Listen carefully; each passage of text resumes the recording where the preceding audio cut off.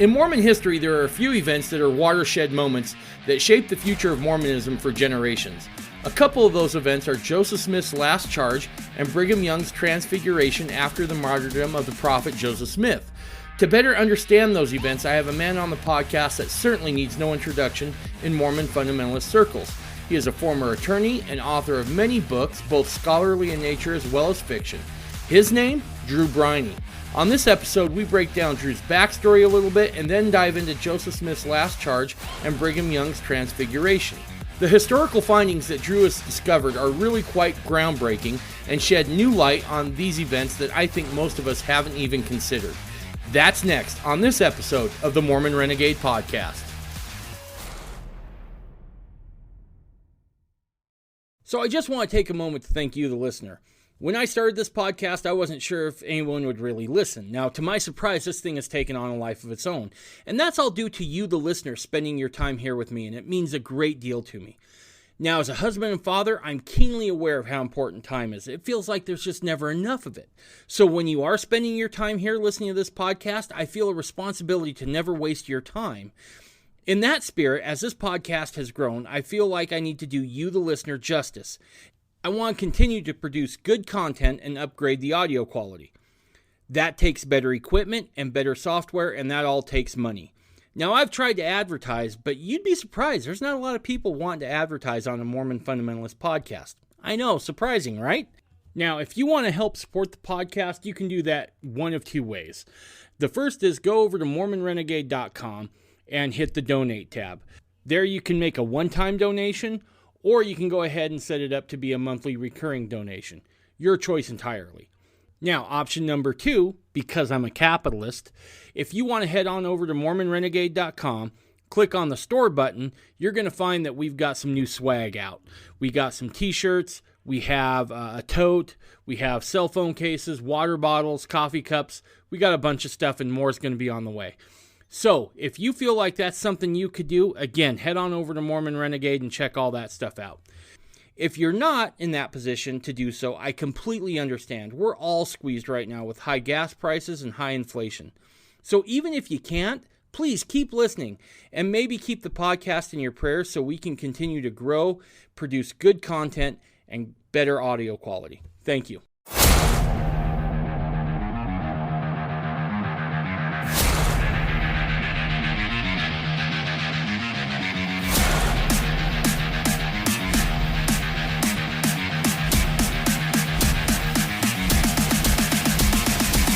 You're listening to the Mormon Renegade Podcast.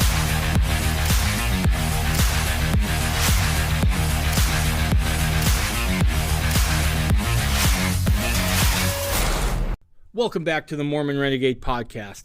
As always, you can get a hold of me either by email at mormonrenegade@gmail.com. You can also get a hold of me on Instagram and Twitter and Getter under the handle Mormon Renegade. Also, we have a website up, and that's mormonrenegade.com, so go check that out. Well, Drew, man, we tried for a while, and it was kind of hit and miss, but you're here now, and I'm glad that you are. Yeah, thanks. I'm glad to finally get around. I'm sorry my schedule's been so awful. No, man, it's all good. I think that's just life these days. I often dream about slowing down, and it never really pans out the way I'd hoped. So... Yeah, I gave up trying to even comprehend what that is. I know. If I was smart, I would do the same, but I haven't mastered that yet. I always feel like I got to have things planned out, and somehow the less I plan, the better things seem to work. But so anyway, again, thanks for being here, man. I've looked forward to talking to you for a while. There's certain people within fundamentalism, I feel like their name brings a certain amount of recognition and a little bit of veritas, if you will, or authenticity. And I definitely think you're one of those guys. So again, I'm just super excited to talk to you. Oh, thanks. I appreciate that. So did you start out Mormon? Were you born into like a Mormon family? No. I grew up in a town that was there's a church on every corner. But it was all Christian and anti-Mormon, if anything, and extremely violent hometown. I didn't really have any concept of religion other than some kids went to church and my friends and family didn't. It wasn't until I got to high school that I started looking around and saying, most everybody I know in my extended family spent time in jail and doing drugs and was alcoholic or a drug addict or something. And most of my peers had similar problems. And I just looked around and said, I don't want to live my life like this. I mean, I was probably 14 when I first started introspecting heavily that way. By the time I was 16, 17, I was actively searching for a church that I could, that felt good. And yeah, my dad, when he found out I'd gone to church, he would ground me and make me spend the whole day weeding the garden. So oh wow, I came from the opposite of a religious family. I got in trouble for going to church. And then and I don't know if this is too much information, but I went to a band party one day, and I played saxophone in a jazz band and in a normal band, and we went to this band party, and the family who was hosting it, from my perspective, was super rich. And I went to their house, and I felt really out of place. It was just very strange, but I felt the spirit there, and I didn't know that. I just was like, wow, I feel something here. And I felt awkward socially, so I kind of went to the edge of the yard to get away from everybody. And two sisters that lived there were hiding from everybody and talking. And I was like, the siblings like each other. I'd never heard of siblings liking each other before. It was just shock to me.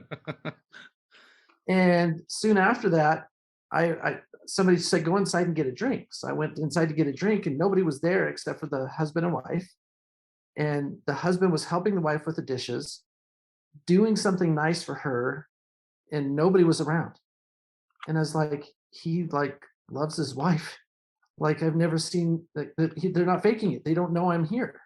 I've never even seen a couple really truly love each other and take care of each other before. And so I said to the girl, I said, would you be offended if I went to your church? And being a faithful Latter-day Saint, she beamed and was like, sure. So I ended up spending a long time having missionary discussions. Back then there were 6 missionary discussions, and you're supposed to do 1 per hour. And I did, in each of those discussions had about 6 parts each. I did one of those parts in about 4 hours. Wow. And so I just grilled the missionaries tons with lots of questions, read lots of anti-Mormon stuff to try and get a good balanced perspective, that sort of thing. And sadly, one of the main missionaries who taught me ended up apostatizing because I pushed him with too many deep questions. So I still feel badly about it. I know it's not exactly my fault. I was just a kid. Right. But I was reading everything I could get my hands on. I was so thirsty for the gospel, and I just wanted to know everything. And pat answers did not satisfy my curiosity, So yeah, I guess that's kind of the short version or long version. I don't know what that is, but that's a great version. So I went from there to a Presbyterian college, was the only Mormon on campus, and got grilled a lot, went on a mission, went to BYU, got married, and then accidentally discovered fundamentalism. So the first part of your story is, gosh, it reminds me of my story so much. I wasn't nearly as willing to become a Mormon up front. In fact, even after I prayed about it and learned that it was true, I felt like I had an out, and I was like, I still got this. But unfortunately, the missionaries, I think, or fortunately, I should say, were in tune with the Spirit. And because when I took the discussions, I said, no one's going to ask me at all to be baptized. Let's get that out of the way right now. Right. You asked me to jump in the pool or whatever, hit the bricks. I'm done. And I was reticent like that too, actually. yeah, I was very hesitant. But looking for a church at a young age, I can identify with that. So my old man, and I was very blessed in this regard, is that my dad was in a lot of ways my best friend growing up. He was just an excellent father, and he passed away when I was 13. And I remember there was, and I won't say what church he was from, but it was an evangelical church. And I remember I asked that pastor that night, the night he died, I said, "What happened to my dad?" And he said, "Well, unless he professed his faith in Jesus Christ shortly before he died, he's lost." Now, I had no real inkling of God, but I knew that if God was just and loving, like they said he was, that made no sense. Yeah. None. And so that got me started. So I can definitely identify with the idea of looking and trying to find something that felt right. So Yeah. I can totally identify. So how did you find fundamentalism? So I said it was by accident, but it kind of wasn't. My first year that I joined the church, I read the standard works. I read Jesus the Christ, Marvelous Work and a Wonder, Articles of Faith, the big fat version, Right. and about a dozen total works, including Edersheim and Farrar, Jesus the Christ, and the Jesus Messiah, and those gargantuan tomes. Right. I was reading crap like that. Well, I shouldn't say crap, but I knew what you stuff meant. like that. You're good. And I just wanted to know everything there was to know, and I continued that on my mission. I was nicknamed Elder McConkie by a number of the elders because because they'd say, "Well, he knows everything. He studies all that stuff." I even got special permission to keep a couple books because I read extra cross-reference. So when I got home, when I was on my mission, I was pretty new to Mormonism, so I felt like I was just kind of catching up, and I realized I wasn't, but I still wanted to know everything there was to know, and so I started praying and just saying, "God, there's got to be more to your gospel than this." I feel like every general conference is the same thing I've heard forever, and every I'm like, "Okay, we're talking about the Sabbath. Get your list out, what you can and can't do. That's the lesson. We're not going to talk about anything else. We can't talk about the purpose, or we can't talk about good traditions or something. It's got to do that list. What can I do on the Sabbath?" And I was just saying, there's got to be more to your gospel. What is it? And I prayed and I prayed and I prayed, and I searched, and I really couldn't find a whole lot. I did in my senior year of college. I finally found some stuff that Nibley had referenced in some 1970s Ensign articles, or I don't know. It wasn't Ensign. Anyway, it was about the Book of Enoch. And in the Book of Enoch, in his article about the Book of Enoch, Hugh Nibley said, "And Lucifer suffered the threefold ritual reversal of the endowment." Ooh. And I was like, wow, that sounds awesome. I want to know more about that. And he referenced some materials that I couldn't find anywhere. I looked everywhere for these books. And one day I was walking through church archives. I was doing some genealogy stuff. I was taking a genealogy course, and I was doing something. I don't remember what it was. I was walking by this bookshelf, and I just felt drawn. Like I felt like there was this magnet. I just reached up on the shelf without even looking at it, and grabbed the first book. When I looked to see what it was, grabbed the first book and pulled it down. It was called the Coptic Book of Martyrdoms. Okay. I was like, that sounds awesome. I don't know what this is. At any rate, I opened it up. I had no idea what it was. I just felt powerfully drawn to this book, and I pulled it down, and I opened it up, and one of the things listed on it was the Discourse on the Abaton. And I recognized that this was the book that was referred to by Hugh Nibley in this 1970 Ensign or whatever it was magazine article, and I was super excited about it. So I hand copied it word for word in special collections because they wouldn't let you copy it. And then, like, the next week after I typed everything up, all my notes, and formatted it, made it all nice, I found it on the internet. It like barely had got published, like the day after I finished doing it myself. in the process, I discovered another book called The Apocalypse of Moses. And that book basically is the story of Adam and Eve as told from a restorationist perspective.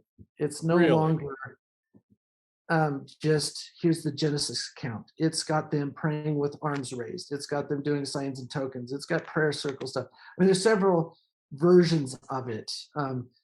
I ended up doing my senior thesis on it because I was like, this is like lost stuff. Joseph had no access to it. It's the temple and down. This is like insane. It's super cool. And the discourse on Abaton did some of the same stuff, and so did the fall of the Archangel Michael and some other stuff that I found. So I started researching some of these ancient documents, and but I'm still praying. There's more to your gospel. What is it? And so that was part of it. And I went to church one day, and some elder said, what do you think the order of the resurrection is? I mean, if God's got an order, it seems like there would be like, this is how it's done.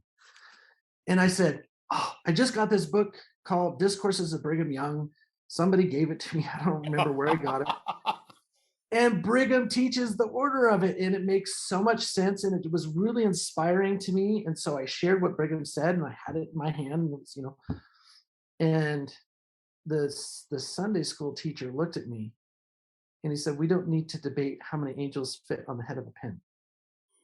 And I was like, this is the gospel. This is a prophet's teaching about the gospel, and you're dismissing it in this insulting way. I was shocked.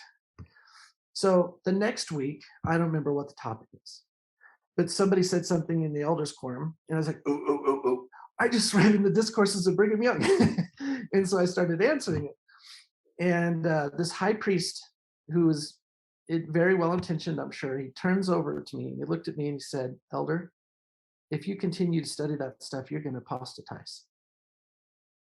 And I thought, how in Hades' name am I going to apostatize studying the words of a prophet? This makes no sense to me. I had no place to put that. I was like, this is insane. So at any rate, I just continued with this prayer in my heart saying, I want to know all truth. Where's the rest of your gospel? I don't know where it is. And I was teaching philosophy at UVSC, which is now UVU, but was UVSC at the time. And there was this young girl in my class, and she came to me one day after class, several days after class, she came to me actually, and she said, I'm LDS, but not LDS. Do you know what I mean? And I'm like, I think I told her, because I was, we were on a chummy basis at that point in time. And I said, I've got a degree in logic that does not compute. Right. I don't have any idea what you mean. And she says, well, I'm fundamental. She said, I'm a polygamist. I said, oh, I didn't know there was such a thing today. I thought that ended like 1890. I mean, that's what. What year would this have been about, Drew? Ooh, dang. I was in law school. I graduated 2001 maybe. Okay. I'm not something like that. And at any rate, we ended up talking, and I said, well, what else do you guys believe in? She says, well, Adam God teachings. And I said, well, the brethren didn't teach that, that was just misquoted. And she said, I don't know, I just know we believe it. And so anyway, I told my father-in-law about it, and I said, you'll never guess what I'm at. I didn't know there were these polygamists and stuff. And she says they believe in Adam God teachings. They says, well, Drew, I think Brigham might have taught that. And I said, no, I've read everything the brethren have said, Marky Peterson, McConkie, and I've read all clearly he didn't teach it. And he said, Drew, I've got this book by Craig Tholson. Maybe give a look at it. And I never finished reading it, but maybe you probably get through it. So let me know what you think. And I said, all right. So I've got this book by Craig Tholson. It's, I don't remember what he calls it, Adam God something. Have you read that book, by the way? I have not. I personally don't recommend it. I may change my perspective now, but when I read it then, I just felt like it was just bashing the church. 90% of the time, quote Brigham, bash church, quote Brigham, bash Gotcha. church. I did not like the attitude. And so I was having a hard time with it. I'm like, I feel like I'm feeling the Spirit when I read Brigham, and I lose the Spirit when I read Craig Tholson. Right. So no offense to Tholson, but that's my experience. And so I quit reading his commentary and only read what Brigham said for the rest of the book. And as I did, I got toward the very end. I'm sorry if this is kind of long-winded. No, that's my weakness in who I am. I'm long-winded. We got all the time in the world here. So I'm reading this book, and I'm starting to believe that Brigham really did teach this, and that this is actually doctrine and not just speculation. And I'm talking to my wife about it. She's getting panicky. Sure. And so I prayed really intently. And I said, Heavenly Father, I don't care what's true. I just want to know what is true. And I'm studying something that people are telling me is the 7 deadly heresies, one of the 7 deadly heresies. And, but when I read Brigham's words and Heba C. Kimball's words and Jedediah M. Grant's words on this, I'm feeling like the same as whenever I was studying the gospel to get baptized. This is like the same spirit here. If I'm being deceived, I need you to let me know in a big way, because I'm not studying this because I want it to be true. I just want to know if it is true. And I want you to let me know. If it is true, make it clear to me. And if it's not, help me know so I can help people not be deceived. That was my prayer. I had no intentions of writing a book, no thoughts about these types of things. I'm just, at the very beginning stages of, studying this doctrine. So I got to the last several pages before I said this prayer. I couldn't sleep. I got up to read, and my wife was asleep. And so I was reading by the bedside, and I had this little desk there. And I didn't realize at the time it was October 8, 1854 discourse. I didn't know that was a big deal or important or anything. I was just reading. So I was reading this discourse, and I had that peculiar experience for me. I've never had another one like it, but when I turned the page, I felt an increase of the Spirit. And I noticed right away, I was like, I'm getting excited, And I don't remember how many pages it was, but every one was this distinct, elevated amount of the Spirit. And I paused and I said, Heavenly Father, if I'm being deceived and you're trying to tell me you're not doing a very good job. Right. Because I was expecting him to say, this is where it's all been misunderstood. I was expecting him to say it's not true, that I'm in the church. That's what I'm expecting, And so I said it like that. I said, you're not doing a very good job if you're trying to keep me away from this. And I just felt more and more of the Spirit. And by the time I turned that final page, it was just overwhelming to me. And I knew it was true. And I didn't know what to do about it.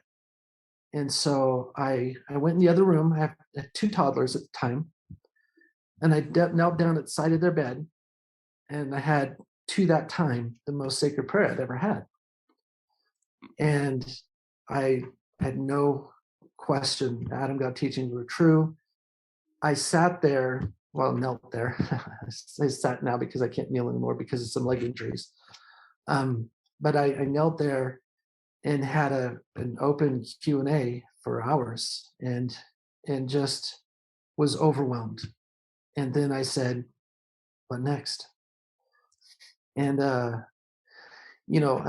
obviously there were challenges with marriage discussions and the next thing was studying plural marriage because my student who taught me about Adam God teachings in the first place wanted to write a paper on the 1886 revelation in the Warren C. Woolley story. And it didn't really fit my class, but I could tell for her it was a moral ethical issue she was trying to understand.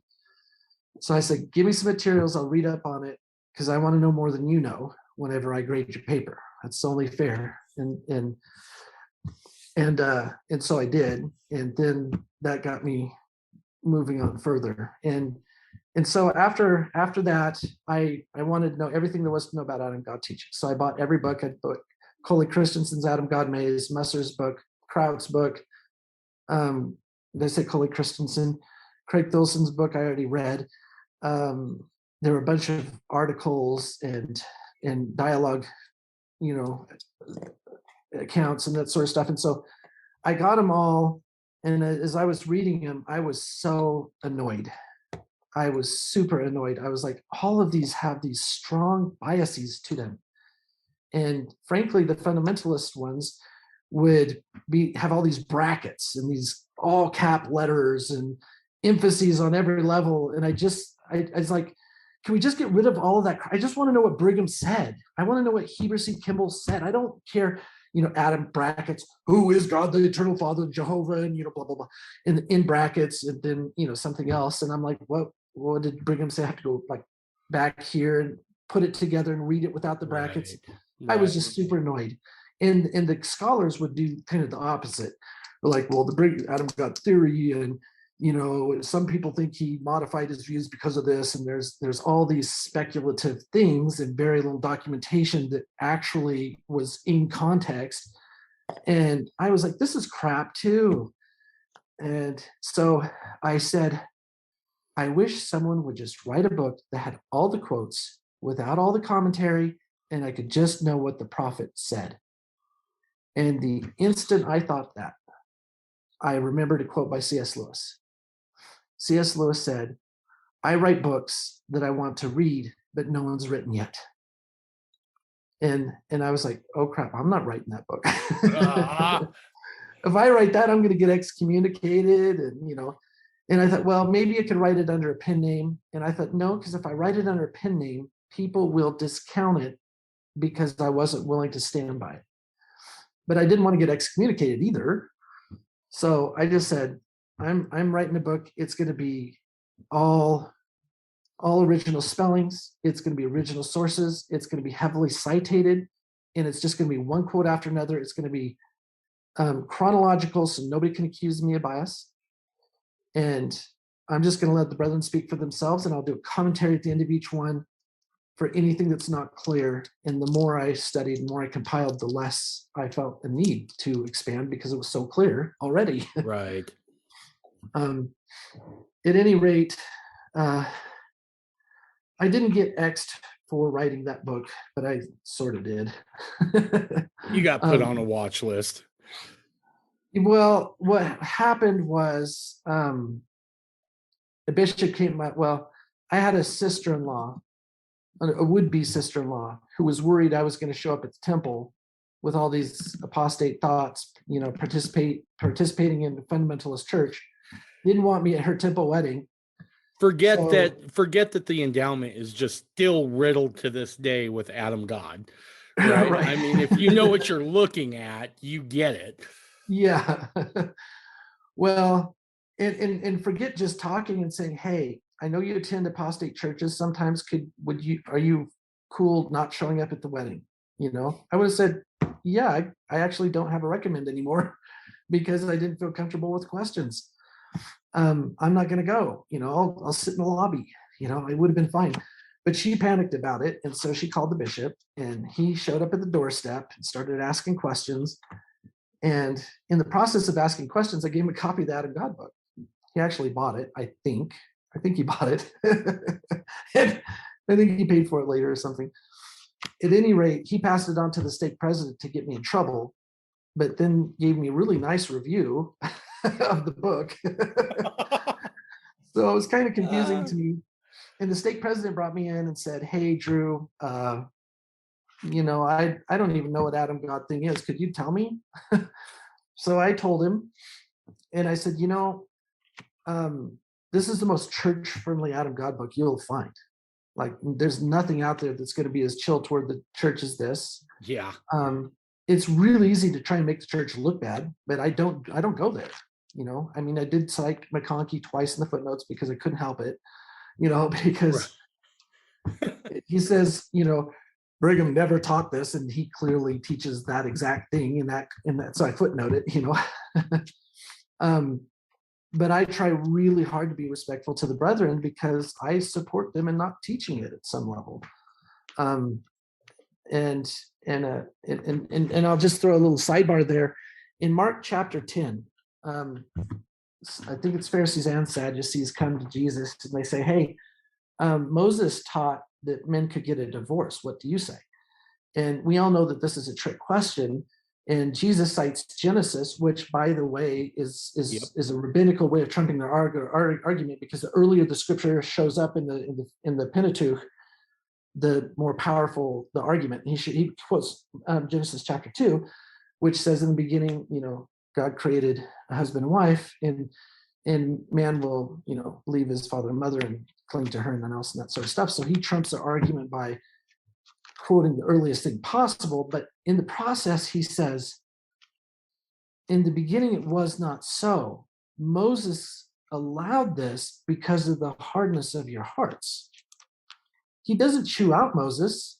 He didn't say Moses gave you a lesser law because he was worried that you would, or he was acting on his own, or he was being a jerk, or he says he took it away because you were being wicked.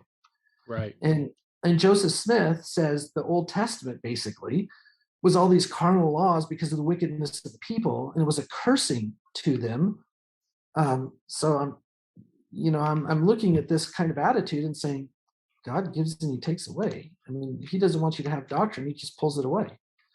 So and the people didn't want it. They fought and argued against it. So I'm like, at some level, I'm supportive of the church saying, yeah, nope, he never taught it. Or, he speculated, or he was wrong. I don't care. As long as they're not lying. That's where I do draw the line. I get frustrated with. But that was one of the goals of the book, is I wanted this he never taught it crap to end. It's a lie. Everybody can just get on board that was a lie and get over it. And to say he was speculating, you can call it that now, but he clearly thought he wasn't speculating. It was in the endowment, and they excommunicated people for not believing it, and the whole 12 wanted to excommunicate Orsa Pratt for not believing it. So let's get rid of that crap too.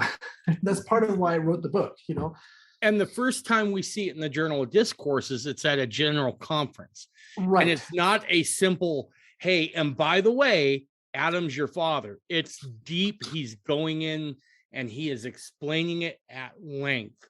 So when they say he was misquoted, I often say, then you have to ignore context, right? Yes. Because there is a ton of context around this. That's not an argument that's going to hold very much water. Right. Well, and two, I divided up very carefully. It's a different chapter in the book. Jehovah is the father of our spirits. Jehovah is the father of Jesus. We could just say, well, that means Adam's God, right? I mean, but then you're like, well, how is Adam Jehovah? Okay, well, we'll get these other quotes. That's what a lot of fundamentalists did in the past. I'm like, that doesn't say Adam is God. I mean, people have used that to argue that, but it doesn't say it. I mean, this says Adam is the father of our spirits. That's a different section than Adam is God. Yeah. I think they mean the same thing, but there's a distinction there in saying Jehovah is the father of our spirits. Well, that's different too. That doesn't say Adam.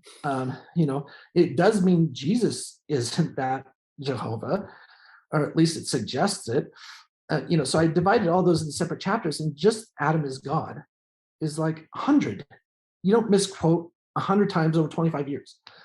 So that's part of why I did the book the way I did. And since then, I mean, that's been 17 years ago, which makes me feel really old. But since that time, that argument is pretty much out of favor. Like, I don't hear it much. I did see in forums for a while.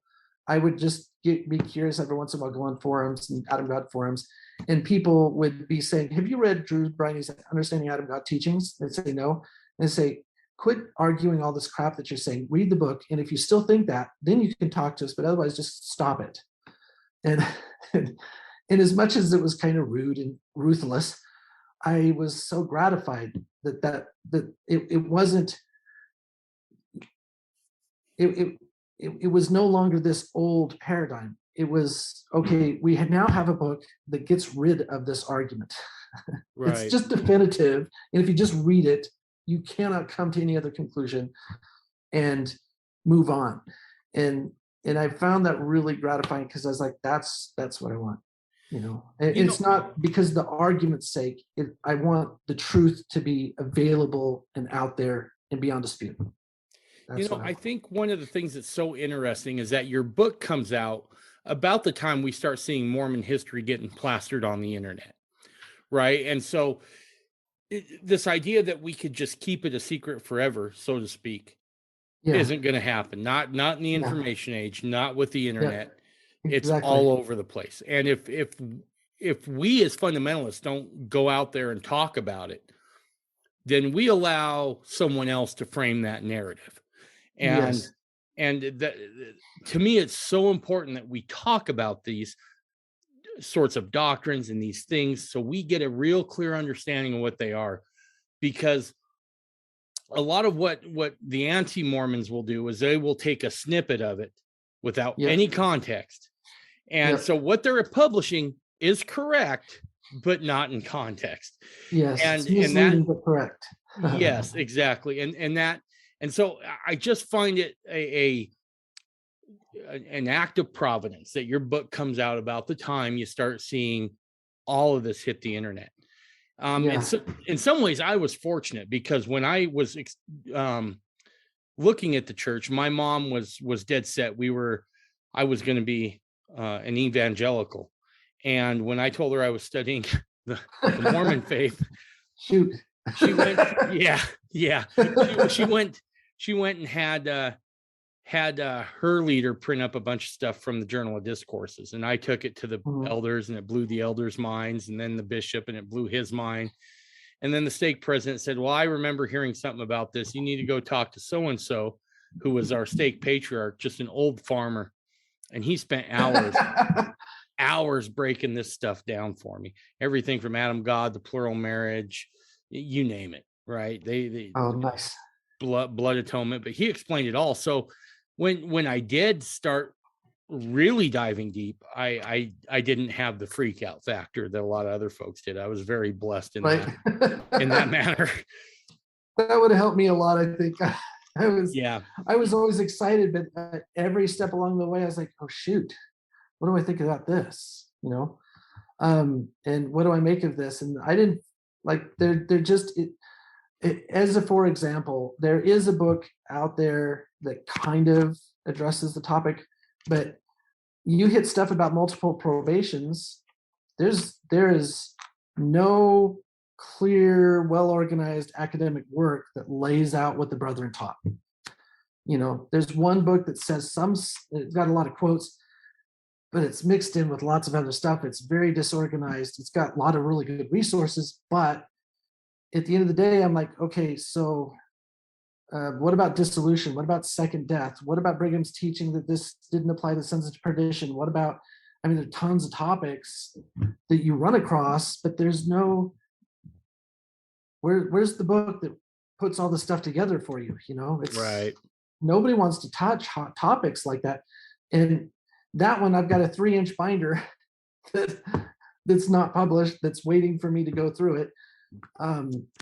But there are lots of things like that, and people lose their testimonies over it. And it's really easy for anti-Mormons to say, well, look at this quote. And you're like, oh my gosh, what is that?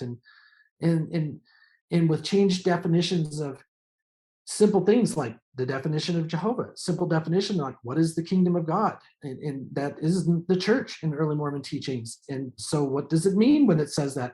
What is intelligence versus spirit? In the early church, it's taught very frequently. It's a common theme. Today, not so much in the church. I had somebody even today ask me, well, what do you think about these different ideas? And I said, well, the early brethren taught that an intelligence was the basic native element of who we are, and the spirit is added to that, and the body's added to that.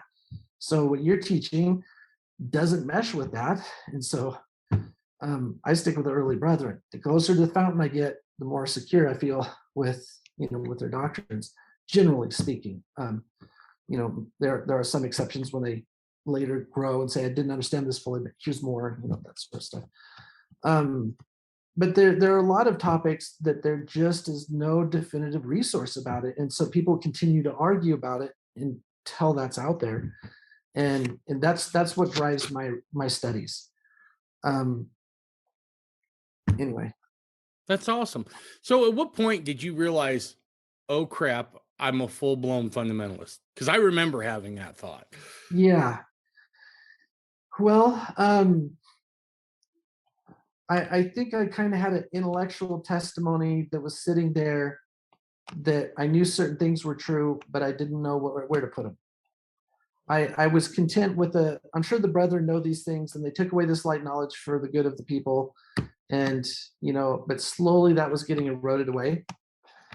But I think what really solidified it for me is I got invited. I looked on the internet to find fundamentalist groups, and man, at the time on the internet, everything was awful. It was scary, awful, not just awful. But I ran across somebody, and he's a 70 in the AUB. And for any listeners who don't know, that's Apostolic United Brethren. It's basically, they consider themselves a breakoff of the church and honor the church, but don't go to church. Well, the church, I guess. Anyway, so he was a 70. We went over to his house for dinner. He was just going to answer questions for me, because I was like, what else do you guys believe? And, I've been doing all this studying, but I was, kind of curious for somebody who was in it, what they really thought about it. And despite some of the bad press, and I was their attorney for like a dozen years or so, so I know a lot of the bad press is crap. But despite the bad press, they're really very conservative, normal people for the most part. As a group, they're very, very good people. And so I went to his house and met him and his two wives, and we talked about all sorts of stuff. He just answered all sorts of questions.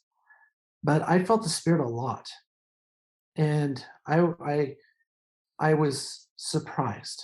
Part of me knew I'm studying stuff, I'm feeling the Spirit, I know this is true. Part of me is like, there's no way this can be true. There's no way there can be priesthood outside the church. There's no way that there can be doctrines so voluminous that the church has rejected. This is impossible. But I was compelled to study and learn anyways. I couldn't let it go because I kept feeling spiritually fed. So, at any rate, so I went to his house, answered questions, went with my wife. Took her a while to be convinced to even go. And we left his house and we got in the car, and I started to talk to her, and she said something like, just drive. So I'm like, okay. So we got to the end of the property where he lived, and there's a railroad crossing stop sign. I stopped there, and I said, I feel the Spirit a lot. Don't you? She says, I don't want to talk about it. And I said, if he was living in adultery, we would not feel the Spirit like this. And that's actually when she said, don't talk about it, just drive. So I was like, all right. So we went home, and I felt the Spirit a lot. And I just kind of thought, okay, well, it's one more chapter of my experience, but now I'm having a hard time not believing this is where I need to be going. And she woke up, my wife woke up several times that night, spiritually excited. She's like, I keep waking up and I'm like super excited. I'm like, you can't be excited about this. Polygamy is awful. And so she's like, stop, and then she'd fall back asleep. But this kept happening to her, and that was part of her testimony of her growth too. And I think that was probably the night that I knew I needed to keep studying. I needed to keep learning, and it was going to be a long time before I knew everything that I wanted to know. But my wife wasn't ready, so I waited about a year for her to feel comfortable and be ready to say, I'm ready to get baptized. And even then, she had moments feeling sketchy about it. Sure. She grew up pioneer Mormon, and was eldest of 14, and had lots of pressure to stay the course in the family And most of her challenge really boiled down to, I don't want my family to be disappointed in me. You know, Right. it wasn't doctrinal, it wasn't spiritual, it was just social pressure. And I really struggled being patient, waiting for that, you know, because I'm just like, I don't care about my peers, I don't care about social, I don't care about family, I care about God, I care about the truth, and to hell with everything else. Yeah.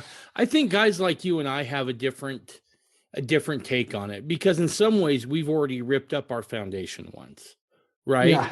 We've Yes. we've ripped that bad boy up and we've built it, and this time, going from Mormon to a fundamentalist, well, that's not nearly as drastic, right? We're just going to take it down to studs this time, right? And Right. so this idea of discovering more, that doesn't really scare guys like you and I think, or at least that's been the experience I've had in talking to people, because Yeah. we've been down there once. We're like, Yeah. yeah, it kind of sucks at the beginning, but afterwards it's really cool. And for others who have, like your wife, my wife was the same way.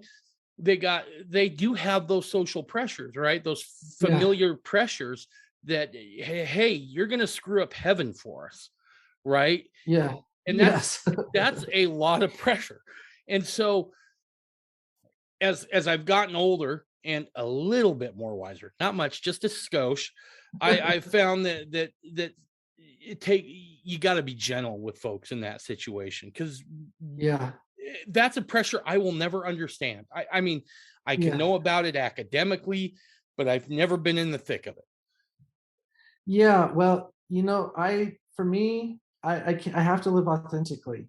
I Hmm. can't pretend. I can't be in that fake land, where I'm sitting in church pretending to be happy because that's what's expected, and pretending to feel like, wow, that was a powerful discourse, when I'm like, man, I've read hundreds of discourses from the early brethren. I haven't finished the Journal of Discourses, but I've read at least, a quarter of it. Shoot, I've read more than that, but not a whole lot.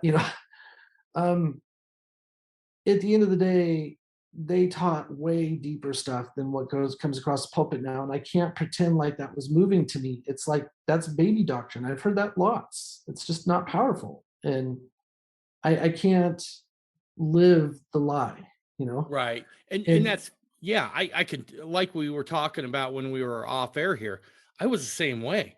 Only I would hear things that were patently false, and I would be like, leaving church just pissed off, right? Like, yeah, that's yeah, not right. But it's not their yeah, fault, because they most of the people who say it honestly believe it, yes, right? And so, yeah, yeah, I think, Drew, I at least for me, once you know, you know. You might be able to yeah, suppress it for a while, but at yeah, some point, the truth is going to have its day.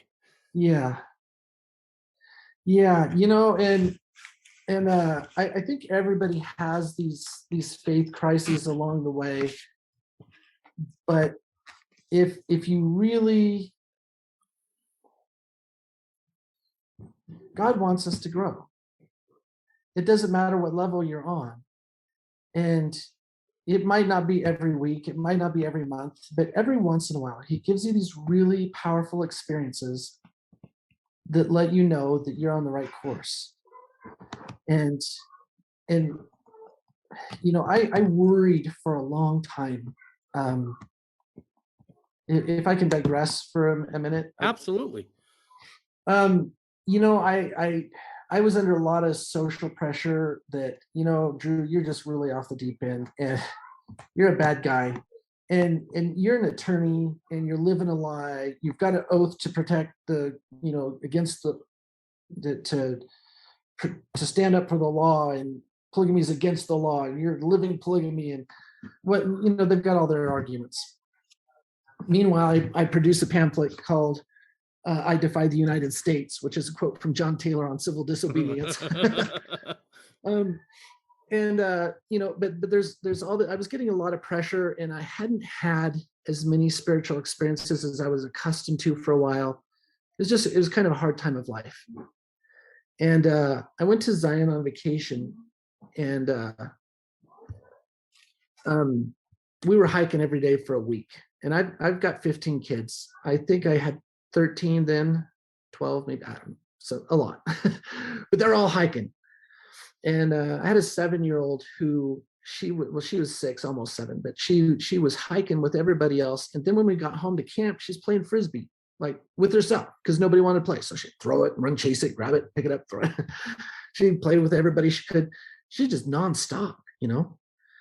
And we got home from the vacation, and she came into my bedroom, and she said, "Mom, Dad, I'm feeling sick." And we're like, "Okay, well, how are you feeling sick?" And she basically described that she was dehydrated. So I said, "Well, honey, you've been in the desert for a week and you don't stop. Go drink a bunch. You'll be fine. You know, you got a headache and a bit of nausea. You'll be okay." So about half hour later, she comes back in. She starts talking, throws up all over the floor. I'm not a super patient guy. She's old enough not to do that. I'm a little bit annoyed. And so, you know, we just kind of deal with it, clean up. And the next morning, we get up and she's got these purple lines that look like lightning streaks on her cheeks. Oh. We're like, shoot, what's that? And I look it up. So I don't know. I'm in a hurry to work. And so I give her a blessing. And I said, "I command you to be healed according to the faith of your parents." And I took my hands off, and that purple was gone. Wow. Now, I didn't know at the time that was purpura fulminans, which is comes from DIC, which is a blood condition that the nurses affectionately call death is coming. I don't know what it really stands for, but that's what they call it because almost nobody survives it. So I go to work, and that purple's gone. So I'm thinking God's answered my prayer. It's not a big deal. I've got, you know, I've been gone for a week. I got to catch up, and it's going to be a busy day. So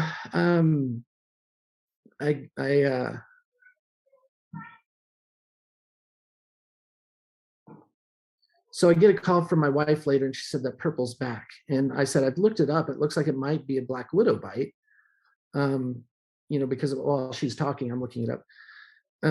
She said, "Can I take her to the doctor?" I said, "Well, sure. Just don't let them give you all the hype, you know, make you think it's a big deal. It's not, type thing." So she goes to this doctor. He's a family member and extended family, and he's a really nice guy. And I get a call about an hour later. He says, "Drew, I know Arlie says that, you know, you don't want me to be blowing this out of proportion, but I'm really concerned about your daughter. And if it was me, I would want her in the hospital right away." I'm like, fine, you know. And I don't know if I spoke right or not, but she just said, "You know, you mind if I take her to the doctor, you know, and not the hospital?" So I'm like, fine, take her to the hospital, you know. And so I get a call later from the hospital, and it's like, "Drew, we need to lifeline her to children's primary, and she's getting worse." And I'm like, this is exactly what I'm talking about, you know, just don't blow this out of proportion. And the guy says, I can't tell you how concerned I am for your daughter. And so I'm like, I mean, do what you got to do. And I was an attorney doing all sorts of stuff. I knew that a lifeline $16,000 medical bill.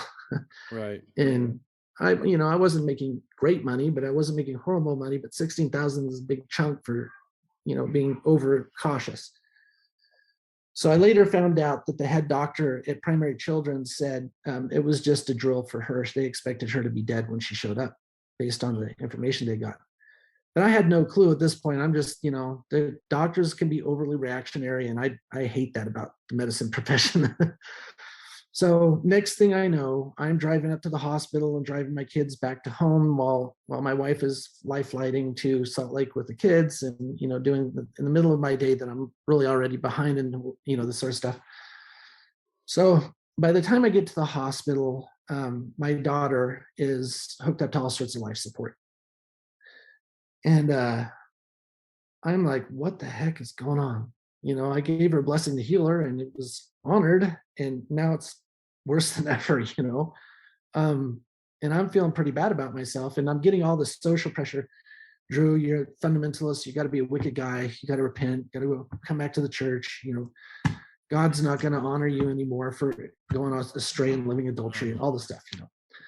And I am really struggling. I'm like, man, maybe I'm off somewhere. I don't know. And I'm praying really hard. Where am I off? So a few days are like this, and I asked my father-in-law to give her a blessing, and he's fundamentalist too. In fact, he's ruling all red sun. And he gave her a blessing and basically said, bless the doctors, figure out what's wrong with you. And I love the guy. He's a good friend of mine. I was kind of pissed. Sure. I was like, that is not a faithful blessing. That's a cop-out blessing. I don't care about the stupid doctors. I care about God. I've seen God's power. I had a boy, I gave him a blessing, and he couldn't speak at 6 years old, and he immediately started talking when I gave him a blessing. And I've seen people cured of cancer, and I've seen skin grown back at, minutes or hours after a blessing from burns and from brown recluse bites. And I've seen lots of miracles. I believe this is a real thing. And the doctors, I don't care about the doctors. You're going to give a blessing, do it right. Joseph at one point said, you've been in the gospel long enough. You shouldn't be relying on the doctors. You should just be giving a faithful blessing, and they should just be healed. That's where we should be at. To be fair, Joseph gave a blessing after that. The person wasn't healed. But that sentiment was heavy in my mind, and I just felt awful. I'm like, if this is my faith, this is my fault. I don't have the faith to heal my daughter, and I'm having faith crisis, So about a week and a half into the hospital, I've been praying really hard. And by this point, my daughter has meningitis of the brain, which can kill you. She's got lung failure. She's on lung support. She's had kidney failure. They're functioning at like 10 to 20%. She's got liver failure. It's functioning 10, 20%. She's got DIC, which basically is blood clots. That's what that was, that purple stuff. Oh, I got you. So that's like a scab underneath the skin. So to have that gone away from a blessing is a miracle all by itself. But I didn't know what that, learning as we're going along. She's on the verge of heart failure. They're really worried her heart's going to go. And meanwhile, she's got these purple blood clots all over her body, and her toes are turning black. And I'm upset. And I'm standing at the head of her bed, and I'm stroking her hair. And there were other people coming in and out, so I couldn't just give a blessing. But I was like, I'm ready to give a blessing. I need to give a blessing now. But people were coming in and out, and I didn't know how to. Nurse, will you please quit tending to my daughter? Right, right. And family member, please go away. I want your support. I just don't know what to do. And I had this really strong impression, give a silent blessing. I'd given plenty of silent prayers, but it never occurred to me to give a silent blessing before. It's not that novel of an idea, but it just never occurred to me. So I was like, okay, I can do this. And I'm already at the head of her bed, and she's got all this equipment all over her. She can't, she's tiny with all these tubes and face mask over her. Yeah. She can't function or hear, and she's having hallucinations and stuff when she is awake. And so I give her a blessing, and I basically said, I command your brain to be healed. I command your heart to be healed. I command your lungs to be healed. I command your kidneys to be healed. I command your liver to be healed. I command your blood to fix its, I don't remember what I said, work properly and quit clotting when it's not supposed to. And in the name of Jesus Christ, amen. Nothing happened. I just stood there, and she's asleep still. And I'm like, and I go back to work. And I feel kind of awful on the way to work. It's the busiest day I think I've ever had in my whole life today, still. That was like 10 years ago. And I got a call from my wife about 8 p.m. And she said, I've got an update. Well, an update to that point had been like, oh, her liver failed today. Oh, well, the kidneys were doing better, but now they're way worse. And that's what an update was. And I had been so busy, I'd literally get the instant, not like 10 minutes, but like the instant I get off the phone, I got an email, I got to respond to that. I get a text message, respond to that. Talk to my secretary, get a file, get it out, sign something, do something, instant I'm done with something else is on my desk. It's like that all day, no break. I think I work through lunch and everything. So it's 8:00 at night ish, and she gives me this phone call, and I'm like, oh yeah, right, my daughter's in the hospital. What's your update? And she said, well, a little bit after you left, the doctors thought they'd give her a test trial off of the lung support to see how she'd handle it, and they're moving her up into normal room. She's no longer in emergency care, and they took off 10 of the 12 forms of life support. The only ones that are on there still is antibiotics. Wow. And her numbers are imperfect, but they're like, they can't explain why they're so much better. Yeah. And I was like, oh, happy news, that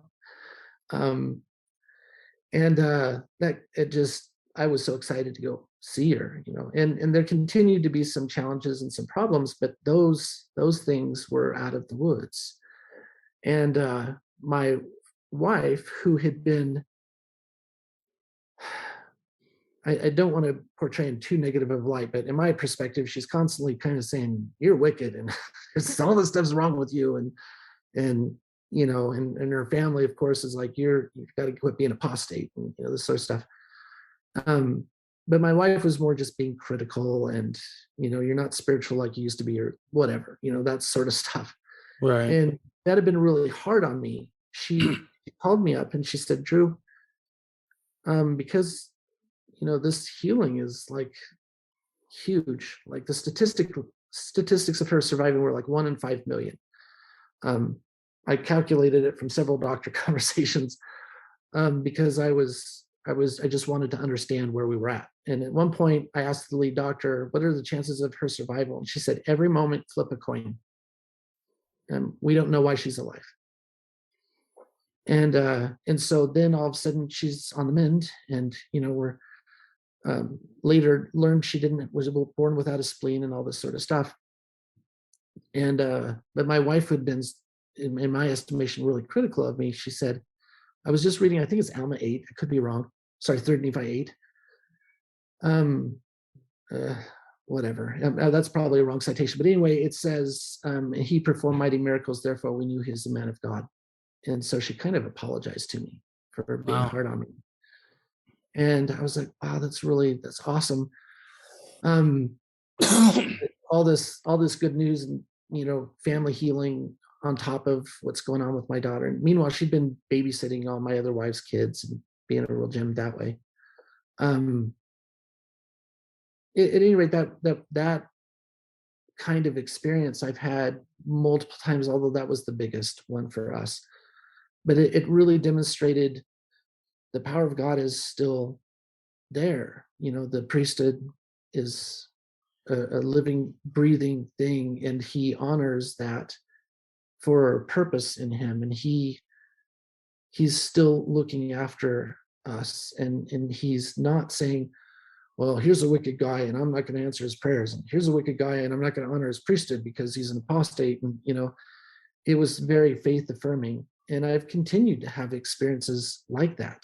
And I wasn't having those anymore in the church, and that's not because it's not the church's fault. It was just I wasn't growing. Right.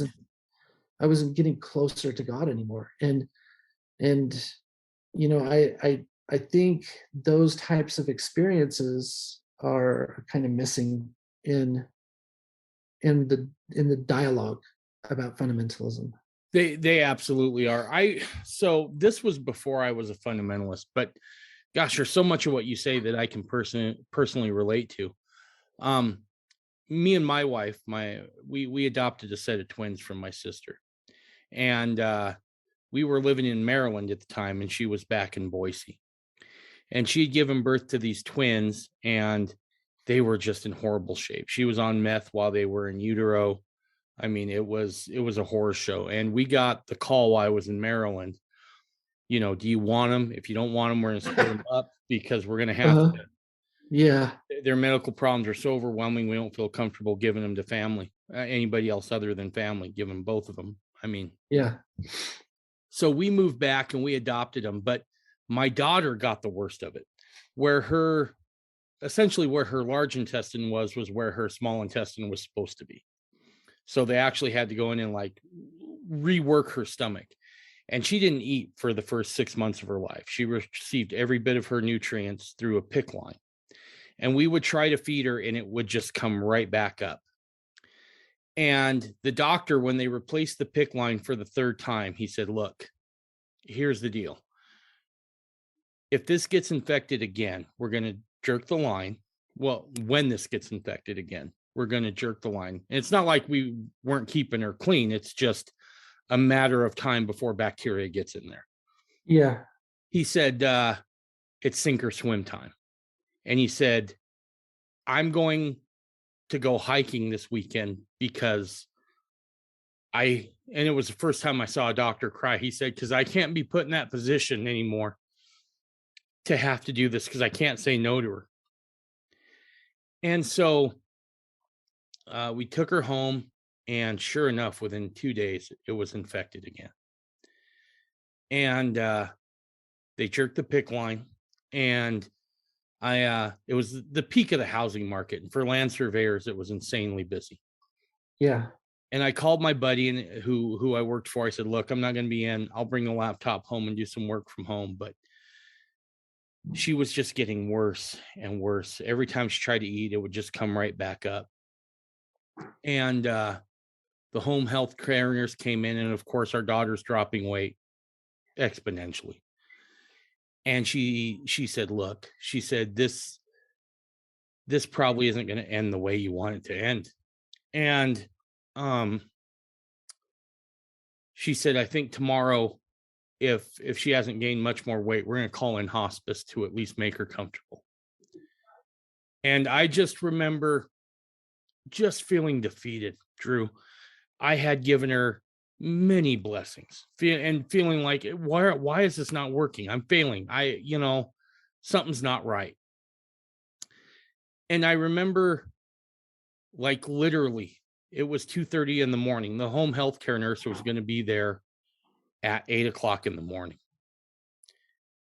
And we were living in Meridian, Idaho at the time. And I remember we had these bay windows that looked out on this empty field. We were the last phase of the subdivision we were in. And our daughter was fussing really hard because she was hungry. And my poor wife, she'd been up with her for so much. I said, I got her, honey. I got her. So I took her downstairs and I sat in front of those windows in our living room, and I just had her on my chest. And I just remember saying the prayer to God, look, there's a lot of things I can take. I can take a lot of stuff, but I can't take this. I'm not strong enough to have to bury a kid. And I started to kind of doze off. And I've never shared this story except with maybe a handful of people before. But it was about 3:15 in the morning. And it was as close to an audible voice as I'd ever heard. And it said, she needs something heavier. And in that moment, at 3:15 in the morning, I knew exactly what she needed. She needed mashed potatoes. And I know that sounds dumb, but I ran upstairs with her in my arms. And I get my wife, I'm like, we need mashed potatoes. And she's like, what in the hell are you talking about? It's 3:15. I was like, trust me, I know what I heard. And so she's like, well, we don't have any. I'm like, take the baby. I'm going to Winco. I'll be back in a minute. Winco is just right around the corner. So I was making like the fat kid in gym class and hauling butt because, man, I was in a hurry. And I get home and I start making them. My wife's like, what are you doing? And I'm like, just trust me, right? Just trust me. I don't blame her because I must have looked like a madman. And we mixed these up and I said, help me get it soupier, right? But not too soupy. And we did. And it was soupy enough it would actually get into a bottle. We had to cut the nipple a little bit in the bottle, but it was enough that she could get it out. And she drank probably 4 ounces. And then she just like went limp. And I went, I just killed her. I just killed her. That was the first thought I had. But she was still breathing. Uh-huh. She was still breathing. And they were sleeping in our room at that time because they had all sorts of monitors and we wanted to be close. And so I laid her down, and that whole night I didn't sleep. And about 6:30, she woke back up and she was hungry, but she hadn't thrown up. And we fed her again. And same thing. She kept it down. She went right back to sleep. Hour and a half later, the home healthcare nurse shows up and she's gained 4 ounces. And she's never looked back. Sometimes I think we look at blessings that don't work as failed blessings. Or let me rephrase that. We see them as not working. Right. We see them as not doing what they're supposed to. My first thought when you were telling me your story, maybe that first blessing got your daughter to the hospital. Yeah. Who knows what that looks like had you not given her a blessing, right? And maybe the blessings that I perceived failed for my daughter were simply preparatory for the final part. I don't know. Maybe maybe they put me in a revelatory state of mind, so I was at least open at hearing when communication did come. Yes. Yeah. Well, and like with me, it's similar. That the principle I saw was he did something that I could manifestly and undeniably say he just answered that prayer, but she's dying anyways. Why would he do that? What's going on here? So I know he's answering prayer, but I also know he needs me to step up. He needs something to happen here. Otherwise, my prayer, because I don't say that in blessing. I don't think I've ever said that in blessing. I bless you to be healed according to faith of your parents. I've never said that before. I haven't said it since, I don't think. It's just, maybe I have, but I don't know. It was, but to come out like that makes me stop and say, okay, my faith needs to step up. I need to do something because it's not good enough right now. But I wouldn't have thought that without that blessing. I don't know what I would have thought right now, because that changed my life forever. But I probably would have thought something different. And it did prepare me to introspect. It did prepare me to be desperate and to say, okay, I need to take some accountability here, because that's what I was inspired to say. And, that pushed me. So I didn't see it as a failed blessing for very long. Right. And even when I did have some of that perspective, I was looking at it saying, well, but he that was a miracle. I mean, I know what that is. That was a scab underneath the skin and it's gone in an instant. That doesn't happen. That was a miracle, but why? What, and the part of the story I didn't tell is when everything was done and she's quote healthy. I'm making it a lot simpler story, that her toes were still shriveling. And I thought, I'm such an idiot. I forgot to pray for her toes. If I would have done it at the time, she'd be healed all the way.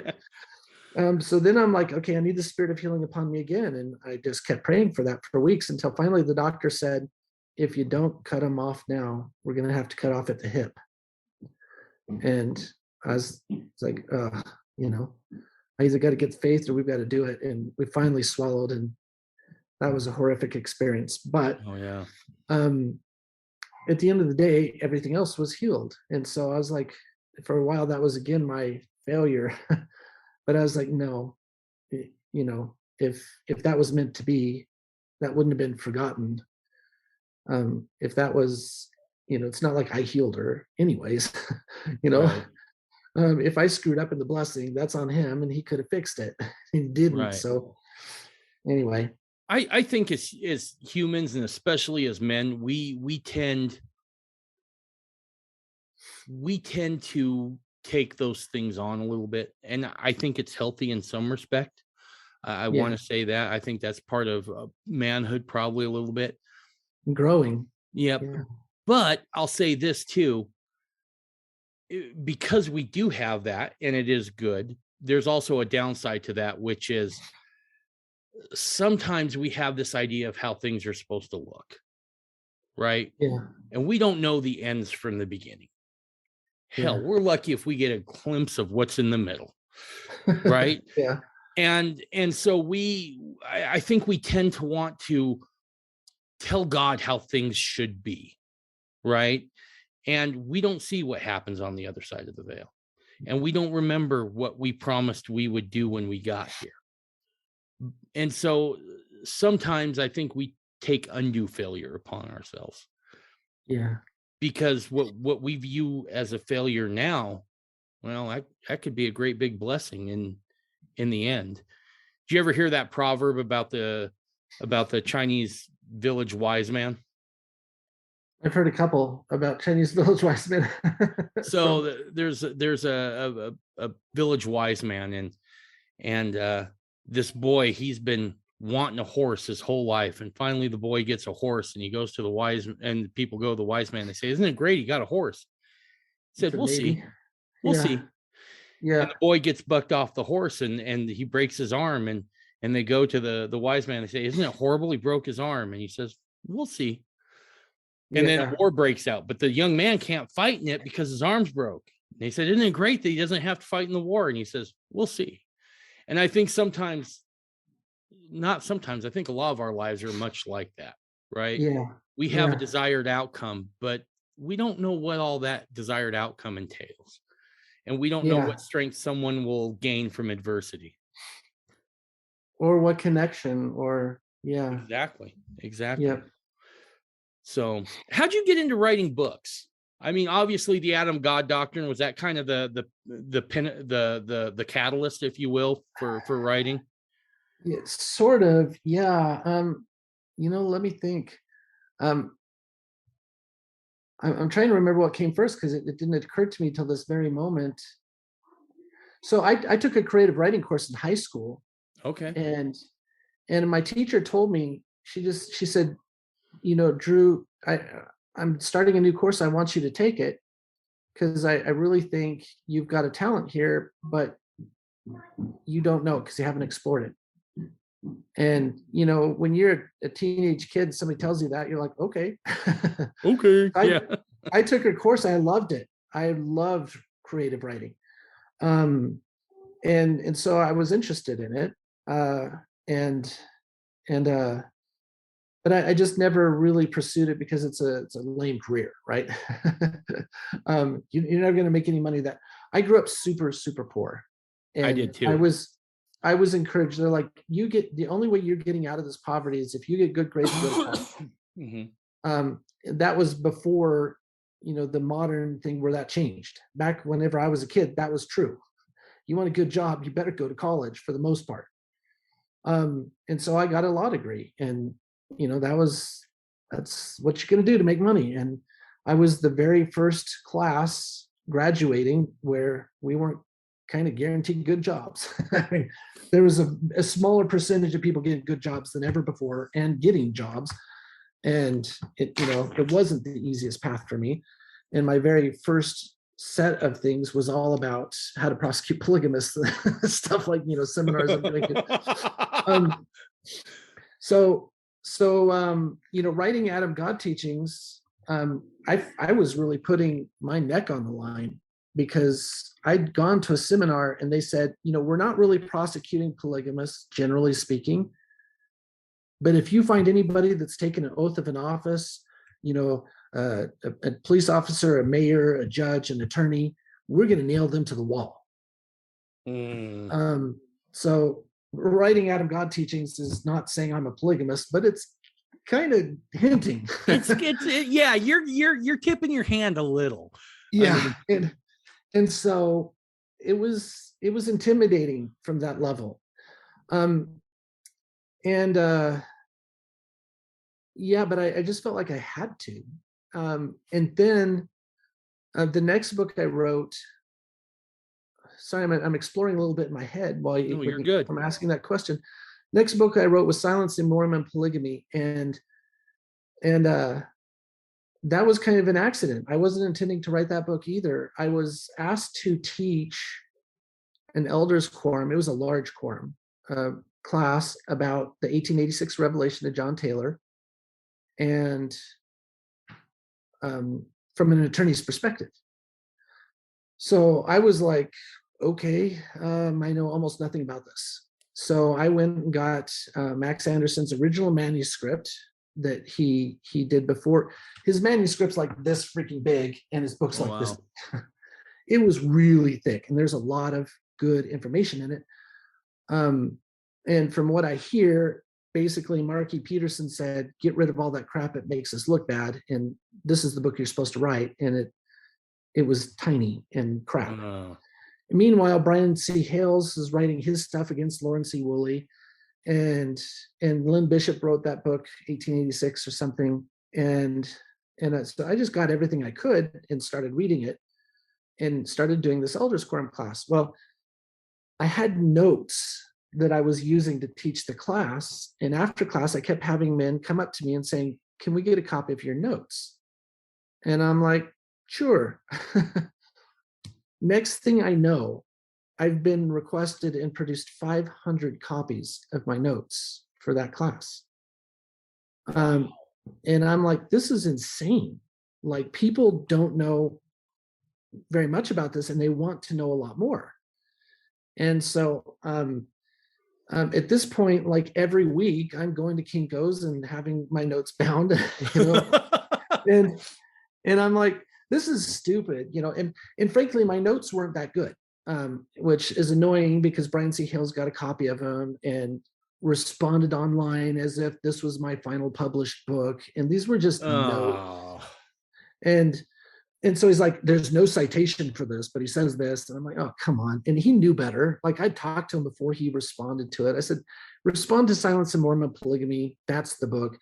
The notes are just for Elders Quorum. Yeah, but when you put it out there, it's your problem. So I'm like, whatever. So the notes weren't tight. They weren't good, but people were desperate for them. And so I said, I need to write this book. And so I did. Geez, see, I told you I was long-winded. So no, you're good. You're good. So okay, here's my situation. I'm at work and I've decided to write this book and I've got all my notes and I put everything together and I'm broke. I'm like desperate behind at the office. Like, people think all attorneys are rich, but we have a lot of expenses. And I was just a solo practitioner because if I practiced with somebody else and got found out as a polygamist, it would ruin their career. And that's not fair of me. So I just stayed on my own, and it's super hard to do that. So I'm behind, and I'm getting about $6,000 behind at the office. Like, I need $6,000 now to make my bills. And I'm like not making my bills. So, but I don't have any work either. Like, nothing's coming through my door except for this $100 gig or whatever. Right.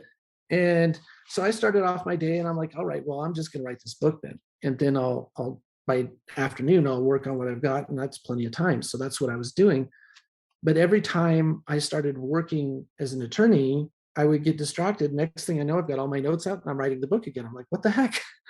And my mom, who's my secretary at the time, she's like, Drew, you know, you don't realize how far behind we are. Get your butt in gear and start working. And I'm like, oh yeah. It's, you know, that's only going to make me $50. And she's like, every money penny counts. I'm like, no, it doesn't. It's not enough. No.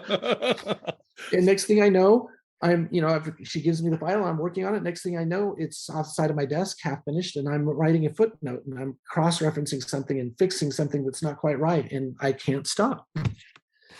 And this happens for weeks, like 3 weeks, 2.5 weeks, I don't know. And I'm at this point realizing I need $6,000 now. It's not for the whole month. It's just nothing's come in. I need it now. I've got like 3 days or something, you know. It's probably more like a week when I had that realization. But I'm almost done with the book, and I finish it, and I pray, and this is how I am with all my books. But this is the only one I've had experience like this. I'm like, I'm done. So the book is finished. Do you want me to change anything? And you know, and I've had experiences doing that where he's like, this section you came across really biased. You need to go talk about the other side here more, or you didn't address this detail and it should be in a footnote at least, or whatever. I just get direction like that and I'll go fix what's not right. So I'm waiting for him to tell me this ain't right, you know. Instead, he says, I want you to add 3 chapters to the beginning. And I was like, I need $6,000 in like a week now, or 3 or 4 days, and I'm done. But at the same time, I'm like, that's a great idea. I hadn't considered even throwing that stuff in there. It provides a great context for all of the academic stuff I just did, and it makes it more of a book instead of a paper. I mean, it was long, but it doesn't read as this academic treatise. And I put it in there, and it felt so good. It came together super fast. I'd already had all the research done for something else, put together really fast. And I said the same prayer again. And he said, you need to add a chapter on Elijah and the priesthood and in this area. And that's just a label. Frankly, I would title it differently if I was going to do it now, but there was a quote that talked about the priesthood of Elijah. So I called it that. And it was done. And I put it, I had my own publishing company. So I just started printing and getting things ready. And I had a client walk in the door, and he basically, in a nutshell, said, I've been super successful. I don't know why, don't know what I'm doing, but I've been told to see an attorney and get my business structure set forth and my estate planning. And I want, all this sort of, and he described this elaborate, huge amount of corporate structure that he wanted for all these different businesses. And the more he talked and the more estate planning he needed done, was a lot of stuff. And he threw down $11,000 that day and Wow. said, I want all this stuff done, get it done. And I was like, holy flip. Yeah. And, holy cow. And the manner of stuff that he wanted, I was able to work through pretty quickly. I mean, relatively speaking. And my secretary was able to do a lot of it. So I was able to take care of, getting the binding done and hiring the person to do the hardcover and, just stuff like that, and take care of all those ends. And I had extra money. Wow. And so I started feeling pretty supported in what I was doing. Oh yeah.